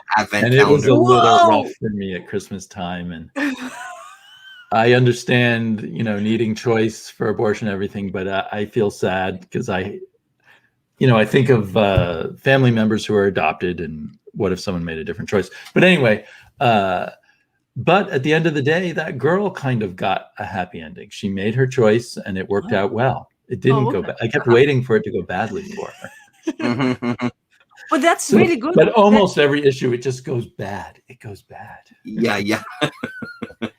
So that's why when this guy got a bullet through his brain and it didn't kill him, it was like, you're playing some other kind of joke on us, but I'm not quite sure what it is. What is called ha. Yeah. Some dude on eBay asking for 23 issues, single issues, £425. It's like, what the fuck? Yeah. It's like, okay, I might buy trade it. Well, I heard there's going to be a hardcover, I'd happily go sell my single issues and make some money. But exactly. But there's still no word on a hardcover. No, I mean, even this one issue itself, in the back, they show all the different printings, covers for this one, and it's been printed multiple times. People went crazy about their Dr. Seuss covers. Yeah, totally. Multiple Dr. Seuss covers now for that one issue. Yeah. Crazy. Well, if you want to make money, slab it, and you can get £400 for one single issue. Damien. So well, you can buy I like. don't want to get in that trap that Terrence was talking about last week. I just try not to think about what comics might be valuable for a few minutes in my collection. Yeah. I figured I just figured I'd go for it. I put up 4 books. No, it was 2. One of them is already sold, and it's just like, screw it. And, the other thing that I've realized since then is I'm not doing that again. What I mean? There's a reason I stayed away from variant covers I stayed away from that shit for a reason. I don't ultimately care. I don't care how good the cover is. I'm just staying out of that whole thing. And again, it's one of those things that haha #1 is completely sold out in town. It's not available. So once another printing comes, then I'll grab onto that one then and get it. And it's the same with that We Live, actually, Damien. They didn't have it in my poll list for some reason, and it's sold out in Winnipeg here because I guess they didn't get in that many issues, right? They didn't get in that many copies because I don't know how popular it is in general, but I think that's an Aftershock one, I believe.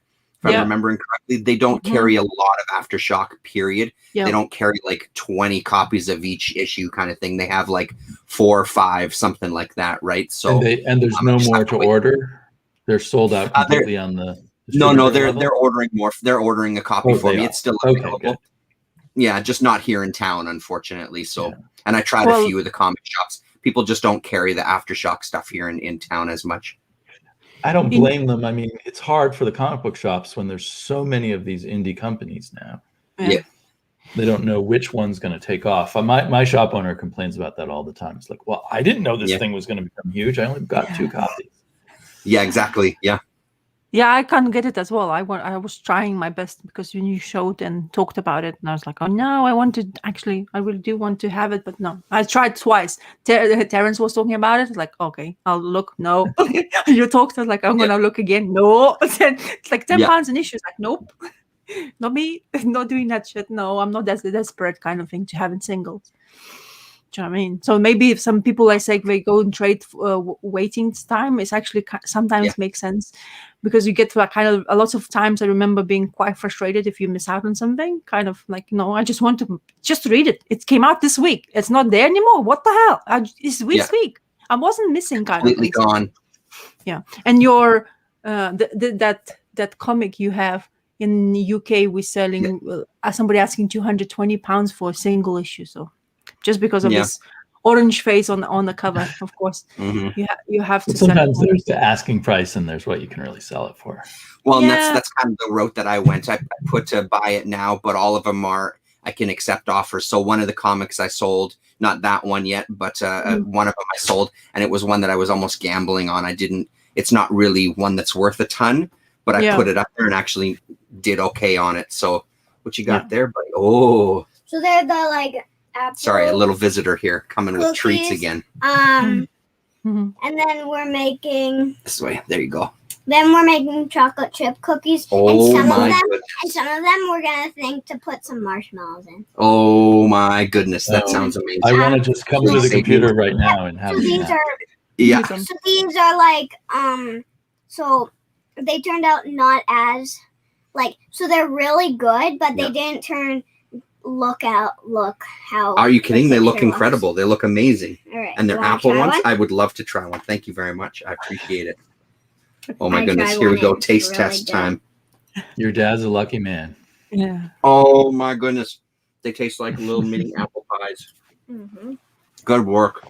Wow. Do you want to tell them about what did we read together? What are we into? We just finished book 3 of Bone or book 2? I don't remember. I think book 3. Yeah. And what do you think of Bone so far? Are you loving it? Yeah. Did you want to talk about it a little? What's your favorite parts of Bone so far? What do you think is going to happen? Well, I think because I feel like Grandma Ben will die but on the second, I looked on the second. You looked a couple of books ahead at the cover? Yeah, and she's still there on the cover. But I wonder if she comes back as a ghost or something. Yeah, so we're at a point where there's a lot going on and we're just not sure. There feels like we're coming to a big battle. We're coming to a big... King Doc has had his arm cut off, right? Yeah. So we're coming to a big climax, we feel, and we're not sure of what Grandma Ben's fate is going to be right now. And then I think the girl will become princess. Yeah, Thorn. Yeah. Yeah, Thorn. Become princess. But you're enjoying it so far? Yeah. Yeah. Oh. Yeah, I was saying on Twitter after we read it, because we all read it together, so we lay in bed and read it together. And both Lillian and her mom were, oh my God, let's read one more chapter. So we ended up finishing the volume in one sitting because we were just all so into it and wanting to see what was going to happen next, right? Yeah. It's going to continue throughout the story. Yeah. Oh, it's going to be like this all the way. You're going to I can't believe it. Yes. It's so good. And the thing is, it's just so good. It's so enjoyable. Like, there's moments that are borderline scary, but they haven't been to the point yet where she's been, oh my God, I can't do it, and hiding under the covers kind of thing. There's just enough. Like, it's a really good balance. Keeps us engaged as adults and then keeps her completely engaged as to what's happening. And there's some really funny moments, and, you know, the little competition they're having right now in the bar where it's divided in half to see who can make the most eggs. You know, those little moments. There's some really funny stuff, right? So it's a heck of a story. My favorite part was when you have him realizing that money doesn't exist in that land. Yeah. He was like, "What? No money? Yeah, what are you talking about? I don't want eggs." Yeah, that's right. Yeah. So. Oh, Gorvidal says hello. Right there. Greetings from Texas. Yeah. He's going to move up. He's going to bring the whole state of Texas up here to Canada and plant it right beside us here in Winnipeg, is what he says. Quite.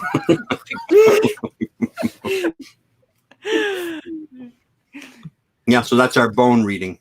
That's really good. I'm glad you guys reading. It's one of it's when you start talking about it, and that moment I know what you're talking about. I was like, oh my God, what the hell?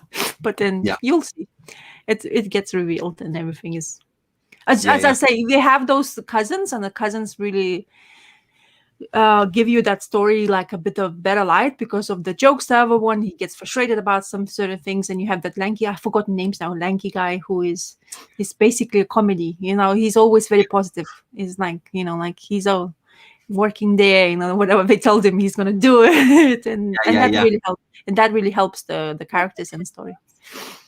Sorry, what's that? The cow. With the cow, what? Okay. Yeah, so that's been a really fun one. I wanted to talk to you about this one that I got recently from everybody's favorite place, Book Depository. So it's a Rosinski on art, and then Jean Dufault doing the writing on this one. So Rosinski being the guy from Thorgal. Pronounce the name. Sorry, say that again. Can you tell me the title name? I want to know how you're gonna say it. Yeah, Sealban. I'm not sure. I honestly don't know. I'm not really sure. Yeah, it says Sioban, isn't it? Sioban? Could be, yeah, absolutely. Let's go with that. Yeah. I crazy. Really don't know. It's like, what is this? Yeah. This one is called Lament of the Lost Moors. I mean, I just gave the first volume a try just to see what it was like, because it was a different writer.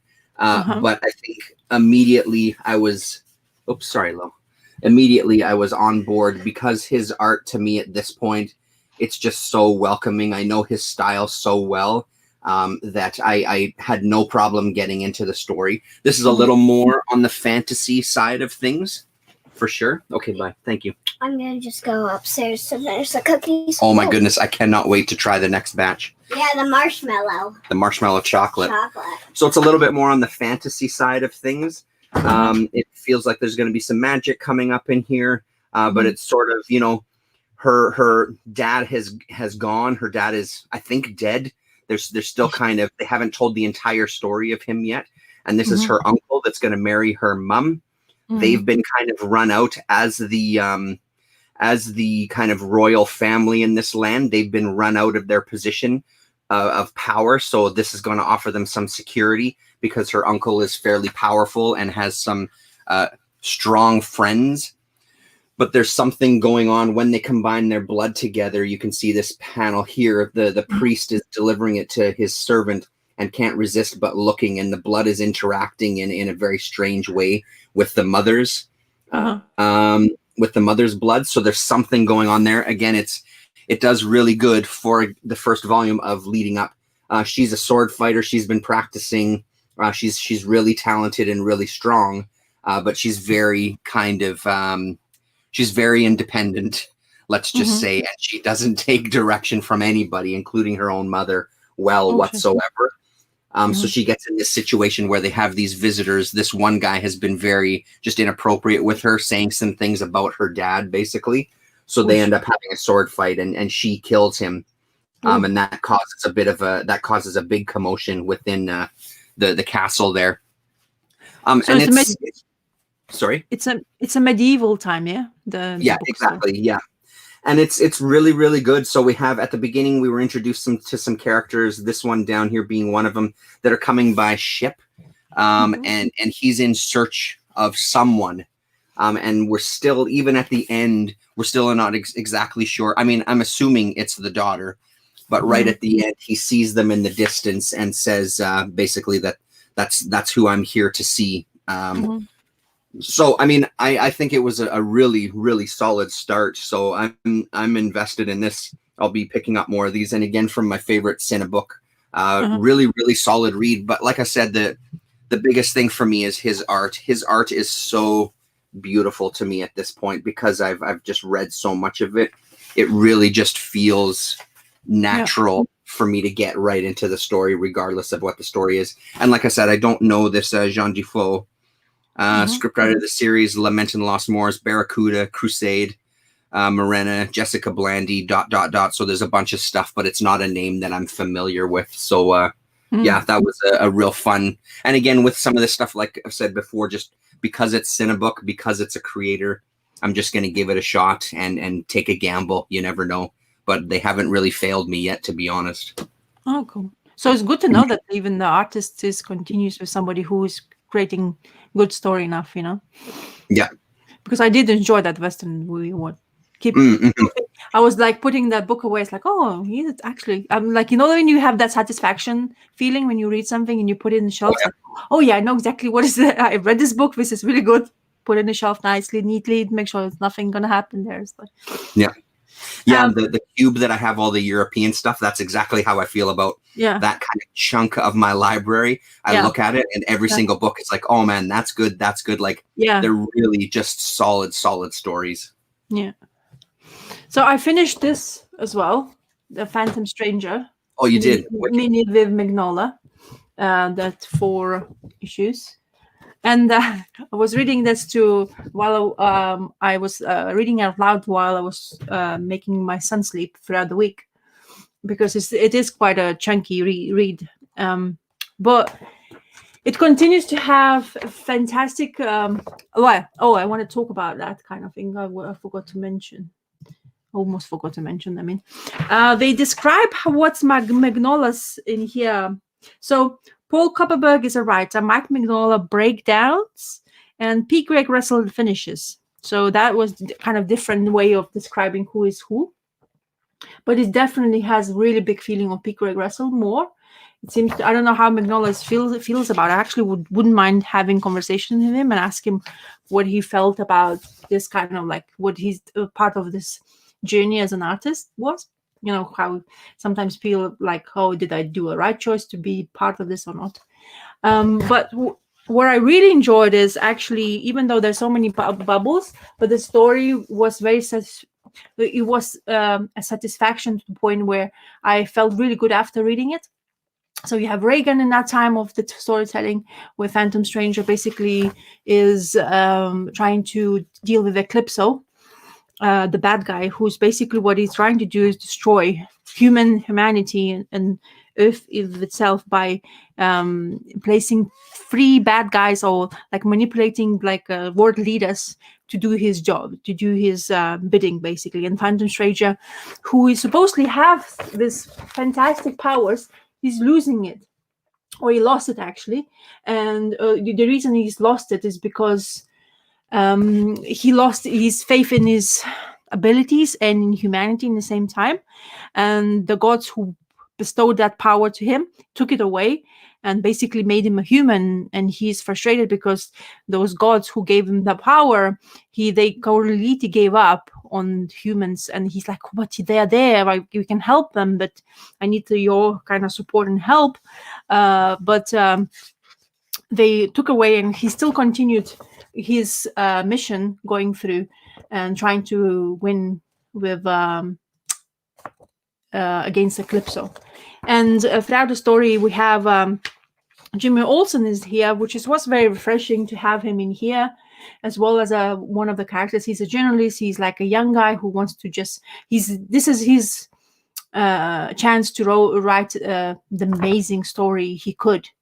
And he is basically chasing the same story as the Phantom Stranger had been. Funny thing is, when they took his power away, Phantom Stranger still had a understanding and knowing how to tap into the magic still. So he had some of abilities to him, and he was able to just basically like make like a magic disappear motion and stuff like that, which was interesting. But he was basically trying to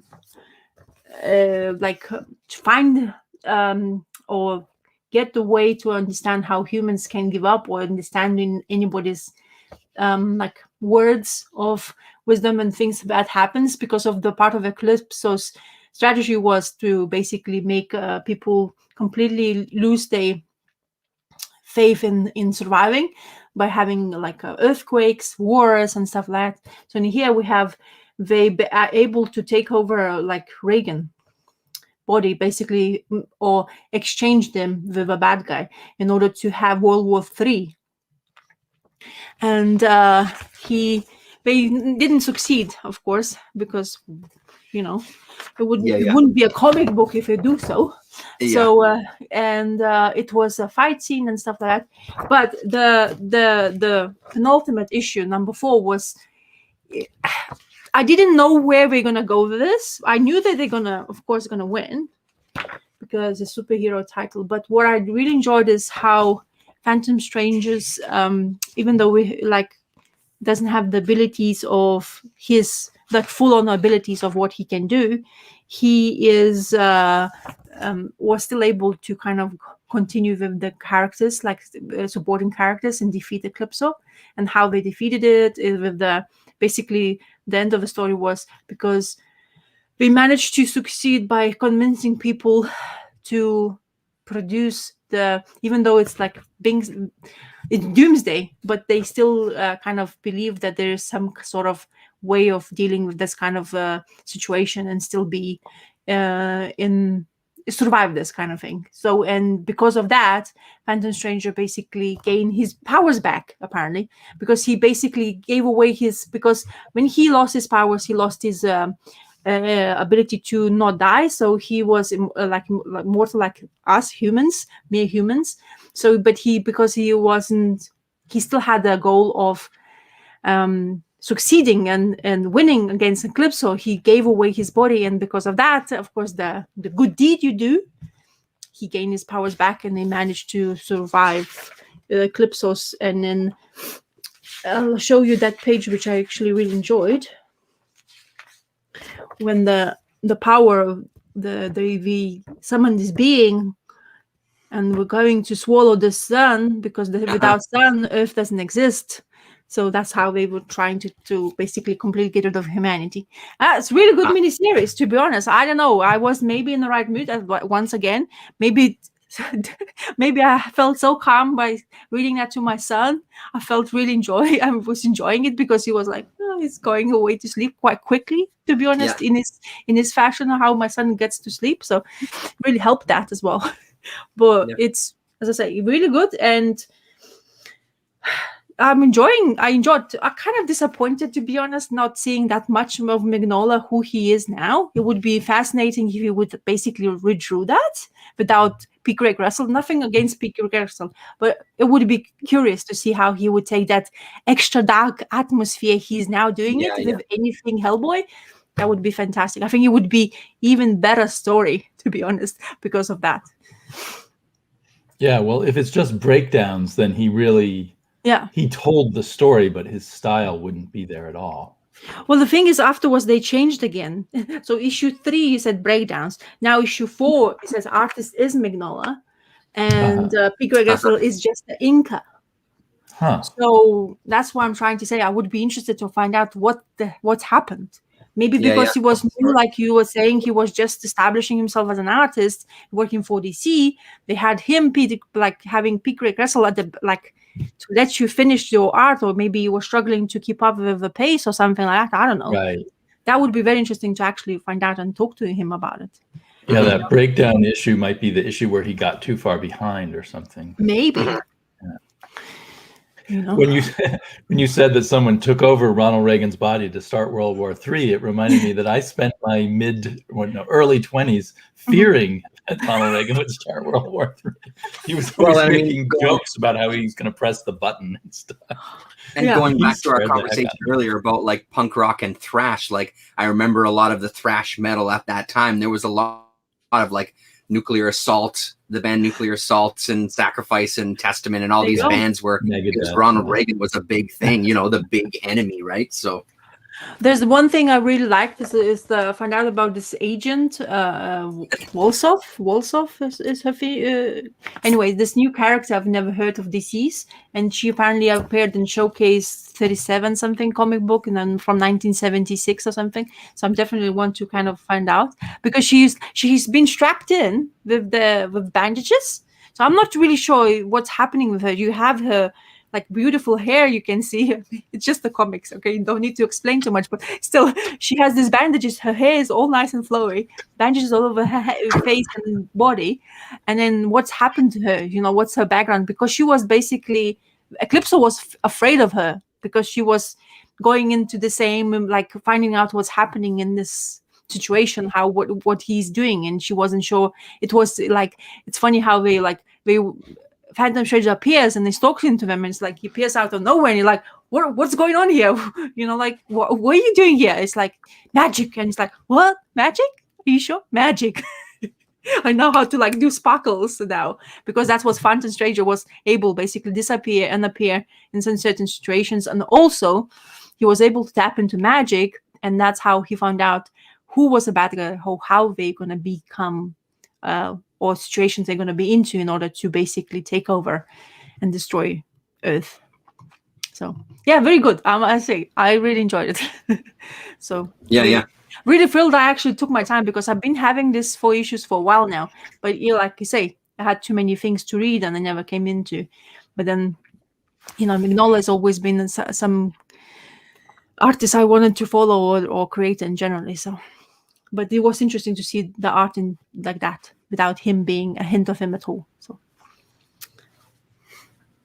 yeah, I had a look through my back issue bins just to see if I did have that, and I don't. I must have gotten rid of it quite a while ago. I was looking forward to digging that out of the boxes, that miniseries. Mm-hmm. Yeah. Who wrote that miniseries? Huh? Who was the writer? What of this Phantom Stranger? Yeah, Kupperberg. Oh, Kupperberg. Okay. Yeah. Not a writer I know a lot about, actually. Mm-hmm. It's actually Paul Kupperberg. Yeah, that's it was published 1987 in this form, and we apparently had lots of, like, they had Doc Savage by one of creators, then we had other a story written by so they came out probably in that time for quite a few of the mini issues of the, you know, like, they probably don't have their own title, so they come out like to give you a glimpse of what this universe is all about. So give you a couple of 4 issues happening. So, but as I say, I really, really thoroughly, I don't know, like they even talking about that's the same era. We're talking about the Green Arrow comic book in here. So yeah, but that's like Mike Grell and Ed Hannigan. That's the famous story which I have not read because I don't have one issue apparently, according to Terrence when he showed his Green Arrows. I think, didn't you? No, time? not me. No, it might have been that was probably Travis. That might have been Travis. Maybe I've never read any Green Arrow. Yeah, he has every Green Arrow. Yeah. Well, I have one thing I wanted to be sure to show you guys, which is this hardback called Masters of British Comic Art. Ooh. Hey. And the title is a bit misleading. It's a great book. It's really heavy. I don't know if it's made out of really heavy paper or something. And it's a really large hardback. It's really more like a history of British comic art than masters. Like I thought it was going to focus on the very best individuals and go in depth, but it kind of goes over all the different publishers and all the different artists. And it also is very concerned about early. Well, I've only read the early chapters so far, and it's all about the early British comic book publishing or comic strip publishing, also, which predates the American Yellow Kid, which Americans are always claiming is the first ever comic strip. Whoa. And I also know I once read a book by, I don't know if it was an Italian or some other continental person who said the first comics actually came from Switzerland. Whoa. But anyway, they make a very good case in here for comics going way back in English tradition. And they tell you about like the first comic superstar. I think his name was Tom Brown, who then for about 30 years after all the comics were kind of built on what Tom Brown did. So, but the thing is, it does read more like a history where they just list everybody. So it's a little bit of too dense of a read. But there's just so much great stuff in here, and I love comics history anyway. Yeah. And the second half of the book is just artwork, examples of different British artists. Nice. And I think it's very useful to look at a British tradition and not always we get so much focus from an American tradition, and even when we talk about British artists, and they're usually working in American comics, which they do include in here. So anyway, I look forward to reading more of it. But I do wish there was a book that just had a chapter on each of the greatest British artists, which I thought this might be. But Terrence disappeared for seconds. I don't know what's happened. I don't know what's happened. Maybe the Canadian internet got him at last. Maybe. It's looks really nice, huh?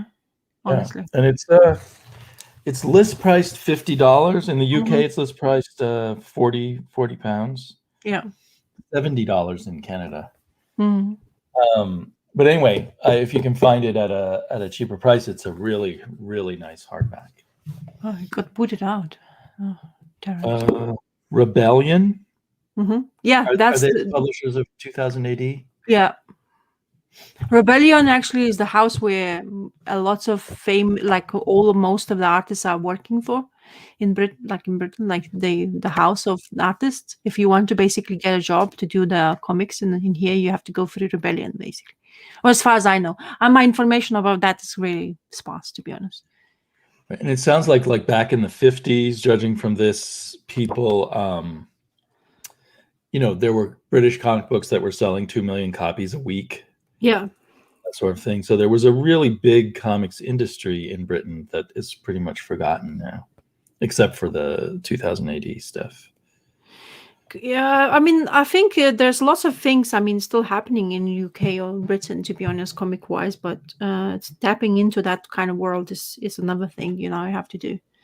Well, as I discovering, even though living in this part of the world, I'm discovering American or other Europeans, and then go to British ones. So much dense information you can go through. So there was a whole period of just comics aimed purely at girls, probably pretty sexist in what they aimed at. Girls' school. from 1923. Yeah. Mirabelle, Vera's Seaside Adventure. So, I mean, it looks really cool, though. I mean, it'd be great to, if you stumble across these kinds of. Next time I visit you in London, I'll have to look for things like this. Yeah. It would be interesting, yeah. But I think there's kind of like a couple of, you can find those comic books like this, couple of shops. When everything is gonna open, of course. I don't know why Americans have credited themselves for inventing the comic book and the comic strip, because clearly it's not true. There is Frank Bellamy in here. And like I said, I would love just a whole chapter on someone like Frank Bellamy, but instead they try to cover everything. So I think that's the one mistake of the book. So Angus McKee. They do count these Spanish artists who worked in Britain, like Pablo Marcos. Is it? It's interesting. That was a bit strange. But. So how did you hear about it? How about this? I think I was just browsing around on In-Stock Trades.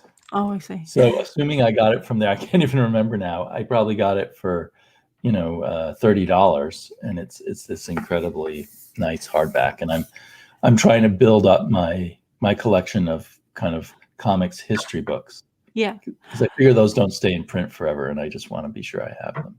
Yeah, and then also they have this Abbey Road every single time plastered. It's like the one thing British is That's Abbey so Road. British. Yeah. It's a Brian Boland cover. And it looks like a photo, but it's actually photoshopped to look like a sketch when you look closer at it. Nice. Brian Boland's another artist that I was disappointed to find out that he's all what happened to him? He's all digital now. Oh, is he? Yeah. I guess they get forced. Oh, there's some really cool David Lloyd art. Looks like they're doing Greek mythology there. David Lloyd, who's now most famous for V for Vendetta. Yep. He's here. So anyway, I just thought you'd find it kind of a curious book. I'm trying to find the Frank Bellamy and I can't. This is Luke Carnelian. So anyway. Can you make them bigger there, Russell? Let's see. Can I see a couple of pages? Sorry, I got completely booted out. My computer froze up. This will just that looks really great. Through the gallery section of it. Yeah. Oh yeah, the Doctor. Yeah. Yeah. So anyway, it just seems like there's this really rich British history, and it just makes me want to get more of it. And maybe there are other books that. Well, you guys have been talking about Modesty Blaze, which is something that you just don't get over here. Yeah. But there's so much other stuff too. Yeah, absolutely. Yeah. Yeah, I caught some of what you were saying and just how far back it's gone. I think I heard you saying like early 1900s even for some strips and it's just a part that I just don't know much about. You just always hear about 2000 AD, of course. But it just feels like there's so much more out there. Yeah, the Americans claim the first real newspaper comic strip was The Yellow Kid, which was, I think, like 1896 or something. But the Brits have ones going back to like the 1830s. Oh, wow. So it's a dubious claim. Yeah. Yeah, like anybody claiming they were the first at something, like we've spoken about before. Yeah. The Yellow Kid is probably the first one people knew a lot about in the United States. There might have even been other earlier ones in the U.S. Yeah, it looks like a fantastic book, though. Yeah, and maybe this is a book that some people could get out of the library. At least here in the U.S., we often have a lot of good comics books in the library. Our library downtown has been really good at that over the years. I used to go a lot with Jaden when he was young, and their kind of comics and graphic novel section was every single time we went, it felt like it grew more and more. So yeah. There's a girl's comic from 1960. That artwork is really it reminds me of Steve Rude or something. It's very advanced artwork. Oh, is that Rupert the Bear on the other page there? Is that who that is? Yep, Rupert and the Little Prince from 1930 by Mary Tortel. The other thing is one of the early 19th century comic stars in England was a woman. I now can't remember her name, but in the early chapters that I was reading, they were talking about her. Mary Duval. She was doing this strip here. Yep. Wow. Very cool. I love that. Yeah. So anyway, I just wanted to make sure to stick that in before we had to go or anything. Yeah.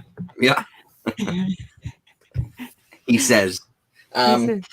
He says. Speaking of, do we have time for one more? Yeah. Go. Don't worry about it. Oh. So I told Damien last night. No. I fell prey to another 50% off sale. This time. You say You peanuts. gotta spend money to save it. Yeah. And I couldn't resist. How could you not buy that, right? If it's on. Yeah, I sat last night and I read the whole thing from front to back. So they've done it a little bit differently.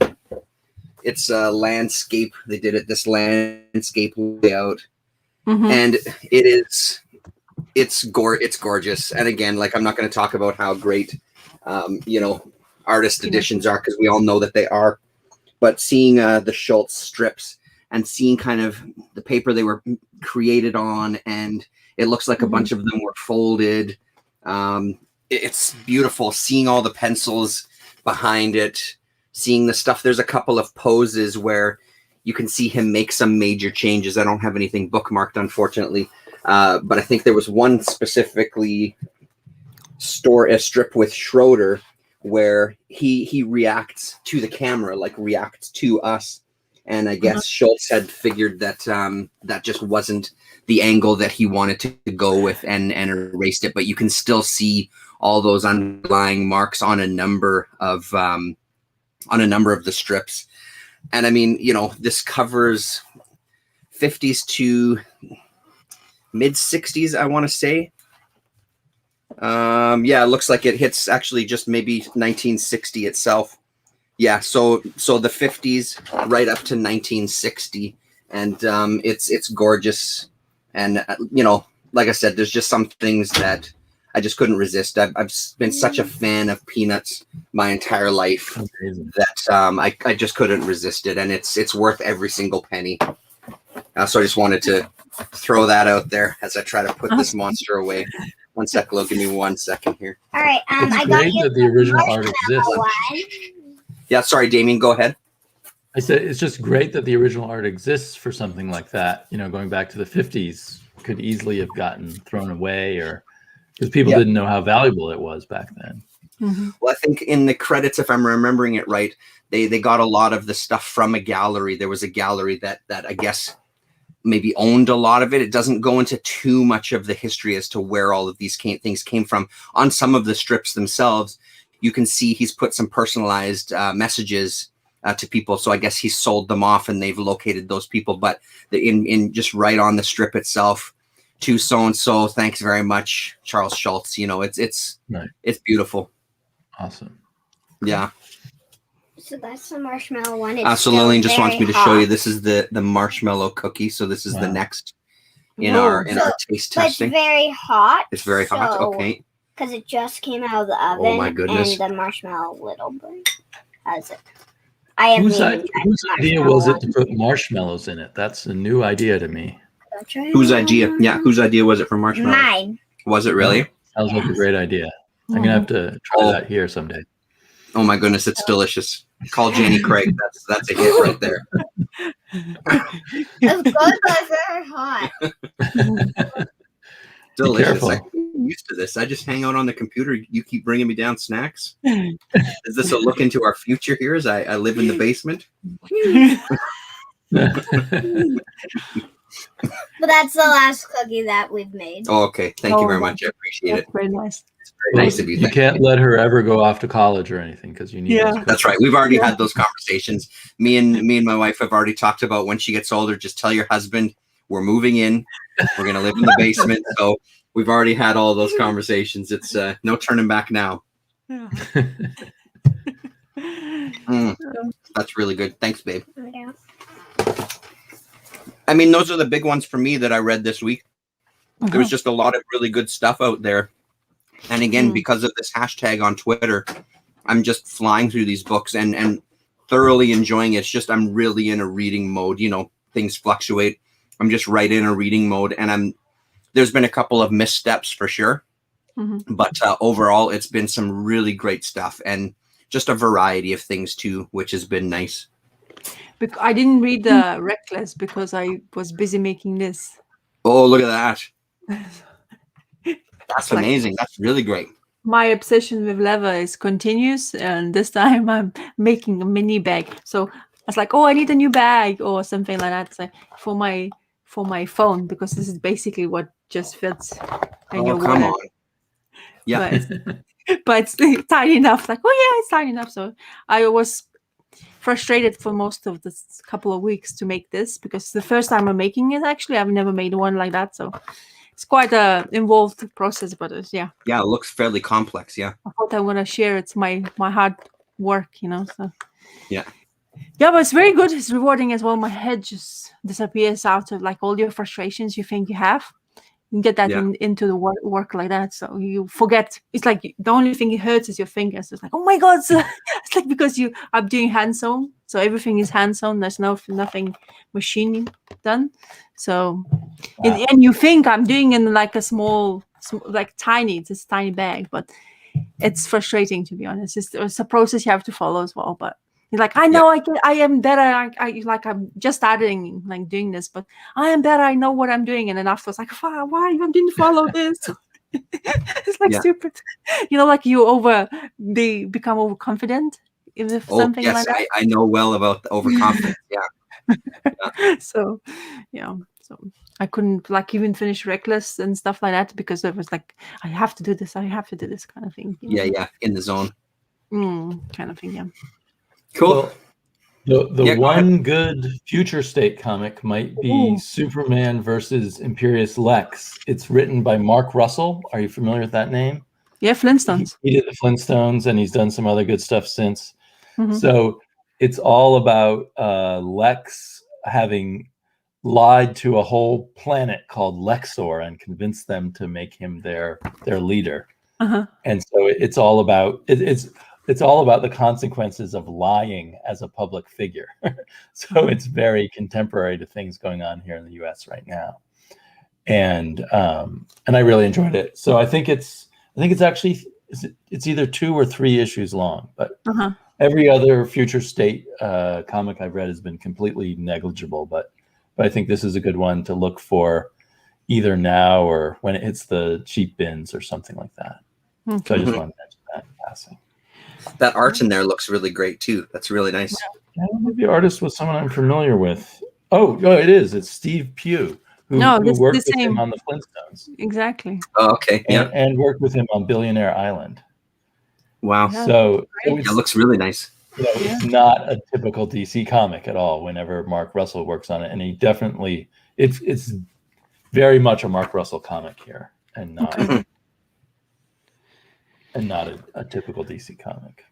Yeah. Otherwise, I don't even understand what the point of future state is. It's like a meaningless excursion into minor stories that didn't need to be told. Yeah. Well, trying to mix it up a little bit, hey? Yeah. They're just trying to make money. Yeah. They're trying. Yeah. Just throw out something and charge them absorbent amount and just think it's all fine.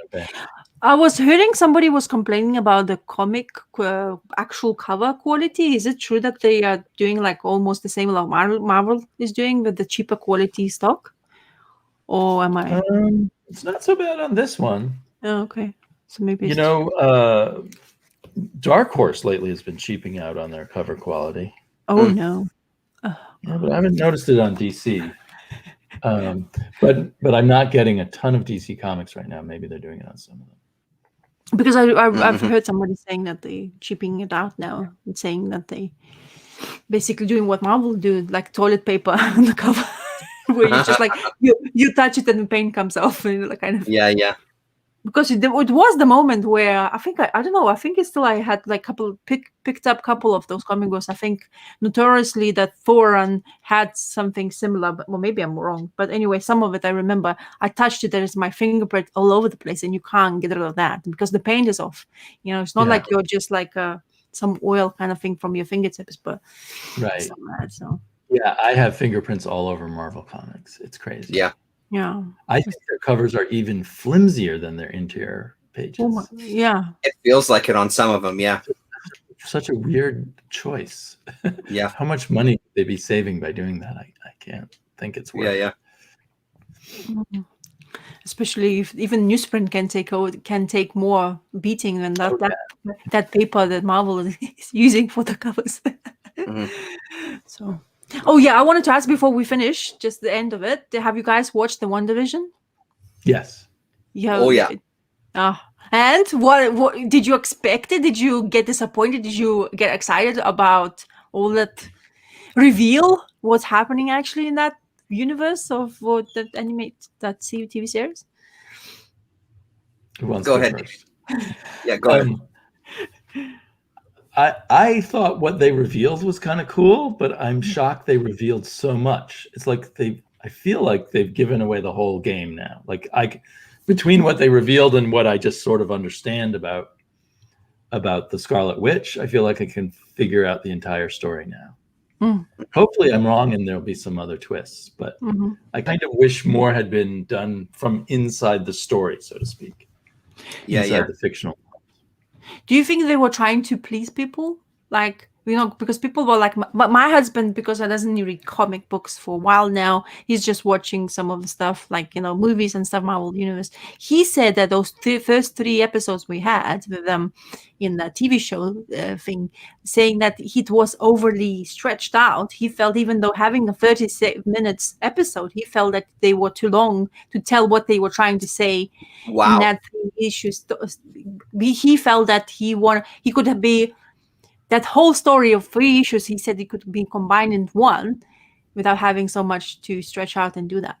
So just perspective of a person who doesn't read that much comic books, knowing comic books, the way they tell the storyline is actually kind of makes sense how they did it in the first 3 episodes, to be honest. You know, I don't know if that's just limited to comic books though. I would have been really disappointed if they would have crammed all that in, because I mean I think that's just a storytelling thing, you know what I mean? Like at the end of the day, we're watching a TV series, you know, it is 10 episodes and it is a half an hour. Like I would be disappointed if all of the first 3 episodes were crammed into a 30-minute spot. I think it would have felt way too dense and way too rushed. I think the pacing, you know, and we were talking about it last time too. I think the pacing for me personally, I felt it worked really good. So we loved the episode immensely. And it felt honestly like we watched 10 minutes of a show, because we thought after it was done, we're like, okay, so that's the introduction. Now let's get into the show. And it was like the credits were rolling and we're like, what the heck?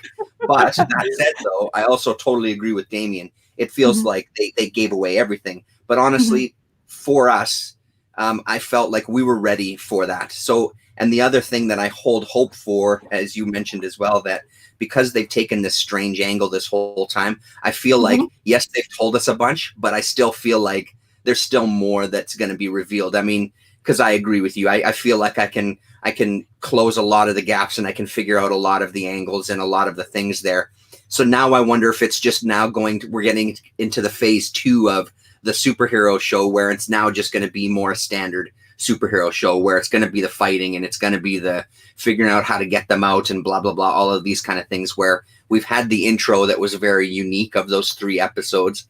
And now we're into the Marvel movie section of it, you know, that they've exhausted that. And now they're going on to the next part of the story. But I mean, I loved it. I still thought it was a really engaging episode. There was some good comedic moments. I loved, you know, getting the tie-in. Not that it was a surprise or anything.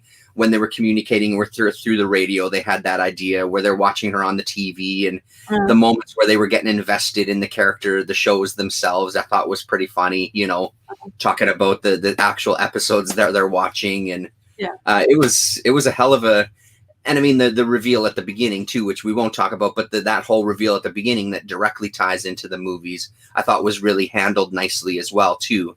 You know, I thought they just did a really good job so far. We'll see how the rest of the 6 episodes go. It might completely tank, but we're still holding out hope, and we're anxious for more in this house. That's for sure. I felt for me was this was really good. It felt like where you kind of know what Marvel way of superhero telling is all about, kind of thing. What I like about I hope and continuously is going to happen with that intrigue of her, but knowing that, and then also that what they showed for when they introduced Wanda into Avengers and all that stuff in that whole cinematic universe, knowing how she was manipulated first by Ultron to do the bidding, and knowing how unstable she is at the moment because she's still kind of fresh. So, but not like being surprised, but what she's basically did in that episode, with that power she was showing up, even her looking at her own hands, thinking like, oh my God, look at me, what I'm doing.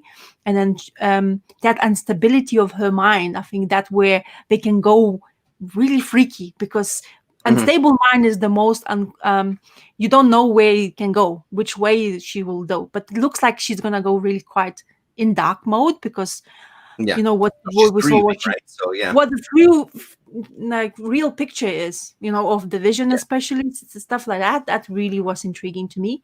Another thing is I like that they had, for a person who has watched lots of movies of Marvel, they had that character who was jumped in there in that in her head kind of thing, what her history was. At first I wasn't really sure, but then I saw the picture when she was passing by in that sword building when she came and talked, and then the picture, did you guys notice her mother?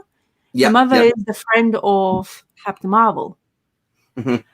So she's the girl who was choking and being so happy about Captain Marvel when the Captain Marvel's movie came out. So that's like, in that sense, it's kind of rewarding to understand who the character is and her way of understanding. And that character in the comics becomes Captain Marvel herself. That's right. Yeah, that's right. In the 80s, I think for a while, she was Captain Marvel in a white suit. Monica Rambeau is her name. And so they tied that in since the Captain Marvel thing by making mother of Monica. They turned things around because in the comics, Monica Rambeau was Captain Marvel first before Carol Danvers. Oh, okay, cool. Well, I didn't know that. So that's how much There's all these layers. There's all these endless layers of the Marvel history, Which is again like I think that they do really well. It's because it can still be rewarding to somebody like me or the family who we don't know a ton of these characters. We just don't know their history, but I have yet to feel completely lost. I feel just lost enough and getting just enough answers to keep me going with it, that makes it intriguing. So it's nice to have those kind of layers for kind of hardcore fans versus newbies and stuff, right? So yeah. And that FBI guy is... I couldn't stop laughing because I remember watching Ant-Man and how he was trying to do that trick of the magic, and then when he talked to her, he's like, "I am this FBI." It's like, "Oh yeah, you learned it." So kind of that was fun to watch. So you get like he gave you a lot of snippets of something, whatever. I mean, as you say, guys, it shows like a lot of things, but still interesting to see. Is she actually? It's in her brain. How she made everything, whatever happened in that little town, in that kind of things will be still kind of hasn't been revealed yet, and especially the question of the Vision, which will be interesting what Marvel want to do with it, because honestly, he shouldn't be there because of what happened in the movies, is she's that going crazy, Wanda, in her head, and she can't take that in her own brain, that she has to manipulate this kind of thing.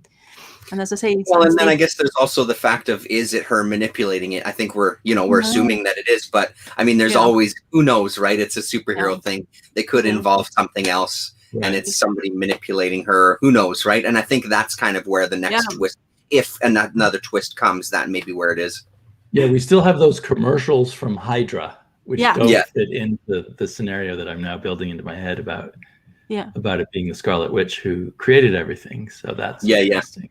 So Damien, can you tell me more about the sword? Because I've never... me neither. I know nothing about them.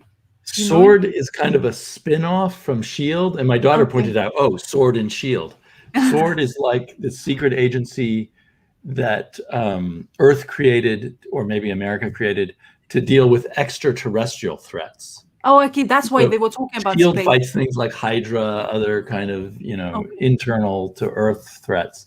And Sword is supposed to, in the comics anyway, in charge of threats from outside. So there was a little glitch there where I wasn't sure how old Monica Rambeau was when she disappeared and then when she came back. Yeah. Because they acted as if she was an agent of Sword already. Yeah. But I didn't think she was that old. But so in theory, she would have been sent out on space missions or something to help secure Earth against all these aliens that exist in the Marvel universe. Okay. Yeah. And right now they brought back Sword in a comic book series at Marvel. I read the first 2 issues, but I didn't understand them a lot because it's all tied in with Jonathan Hickman's X-Men stuff now. And I'm not following that, so it didn't make much sense to me. But Sword has a big, I think, sword-shaped satellite floating around in outer space as their headquarters. Of course, it would be sword-shaped. Spaceship. Yeah. Let's hope it doesn't have a shift to open.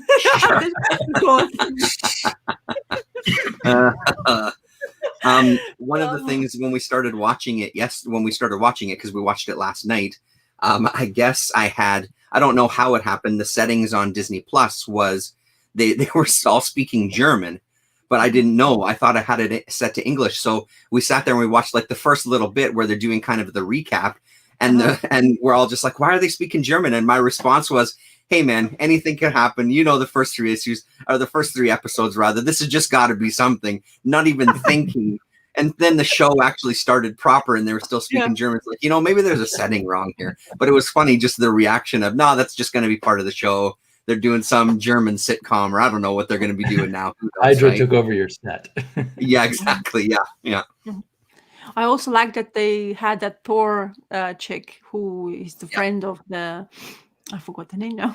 Jane Foster's that's friend. where she comes from. I couldn't place her. Yeah, she's the friend of Jane Foster.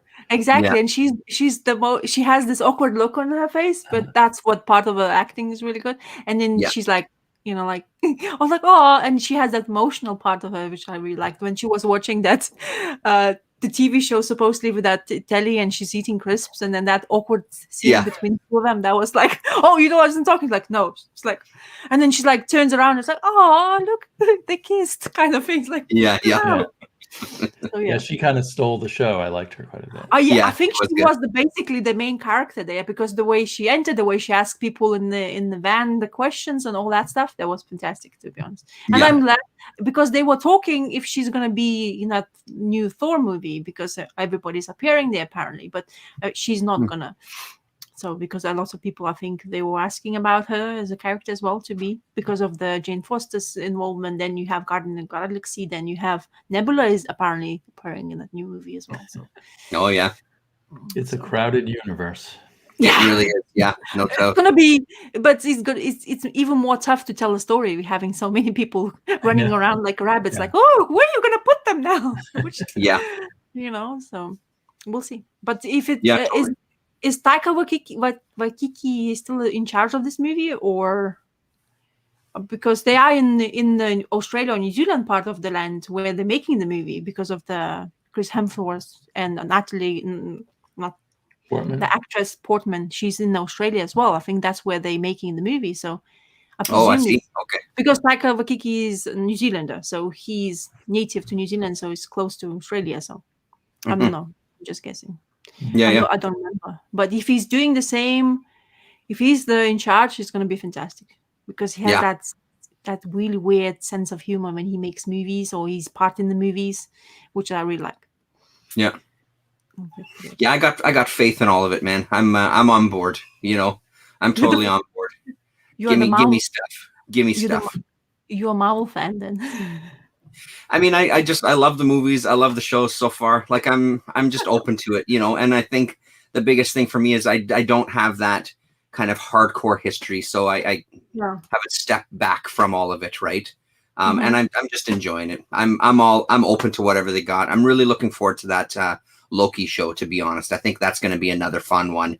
throwing him in different kind of scenarios in this, you know, this series that he's got coming. And that What If has potential to be good, even though the animation in the trailer didn't blow me away. Like the look of it didn't blow me away. I think there's potential there for some pretty interesting little stories too. So is Loki going to be the same actor? I didn't know about this one. Yeah, same actor. Yeah, have a look at the trailer online. It doesn't give, it gives away just enough. I think it's going to be intriguing. It looks pretty interesting. I haven't seen the trailer either. I think I should, but I don't want. Ooh, mine. Yes. The comics has come in to make us start all over again. So Wow, hi everybody, how's it going? Please. She's on my channel, so we're over here at Rosa's, and Lillian's going to bring me down some cookies. Is what's going to happen over the course of the show. So there's going to be apple to start, and then chocolate marshmallow later. Yeah. Yeah. No, nothing. Somebody just came in and said asked if we could start from the beginning. Yeah. Yes. Okay, everybody. So I'm just gonna have a bath. Okay. So if you hear something, Okay. I'm just gonna have a bath. Sounds good. Thank you very much. When I'll be was right that? up. When was that up? Mom changed it all. I'll be up right away. Okay. Okay. What? Okay. I think it's time for me to go and have something to eat. Besides cookies and marshmallows. Yes. Aren't you full already? That should be exactly the calorie take you for a day, yes? As a matter of fact, I'm fuller. I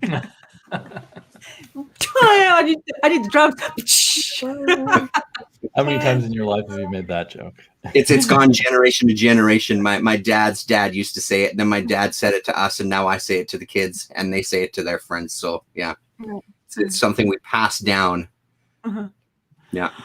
Well, thank you very much, everybody. Whoever everybody. turned up on this channel, technical difficulties, but anyway, thank you It very worked much. out in the end. Yes. Yeah, totally did. It was great. And thank you for INC, Go Vidal, Mind the Comics now appears. And JC, I think JC was here as well. So thank you very much for Jackio, sorry. Jackio, yeah. Almost.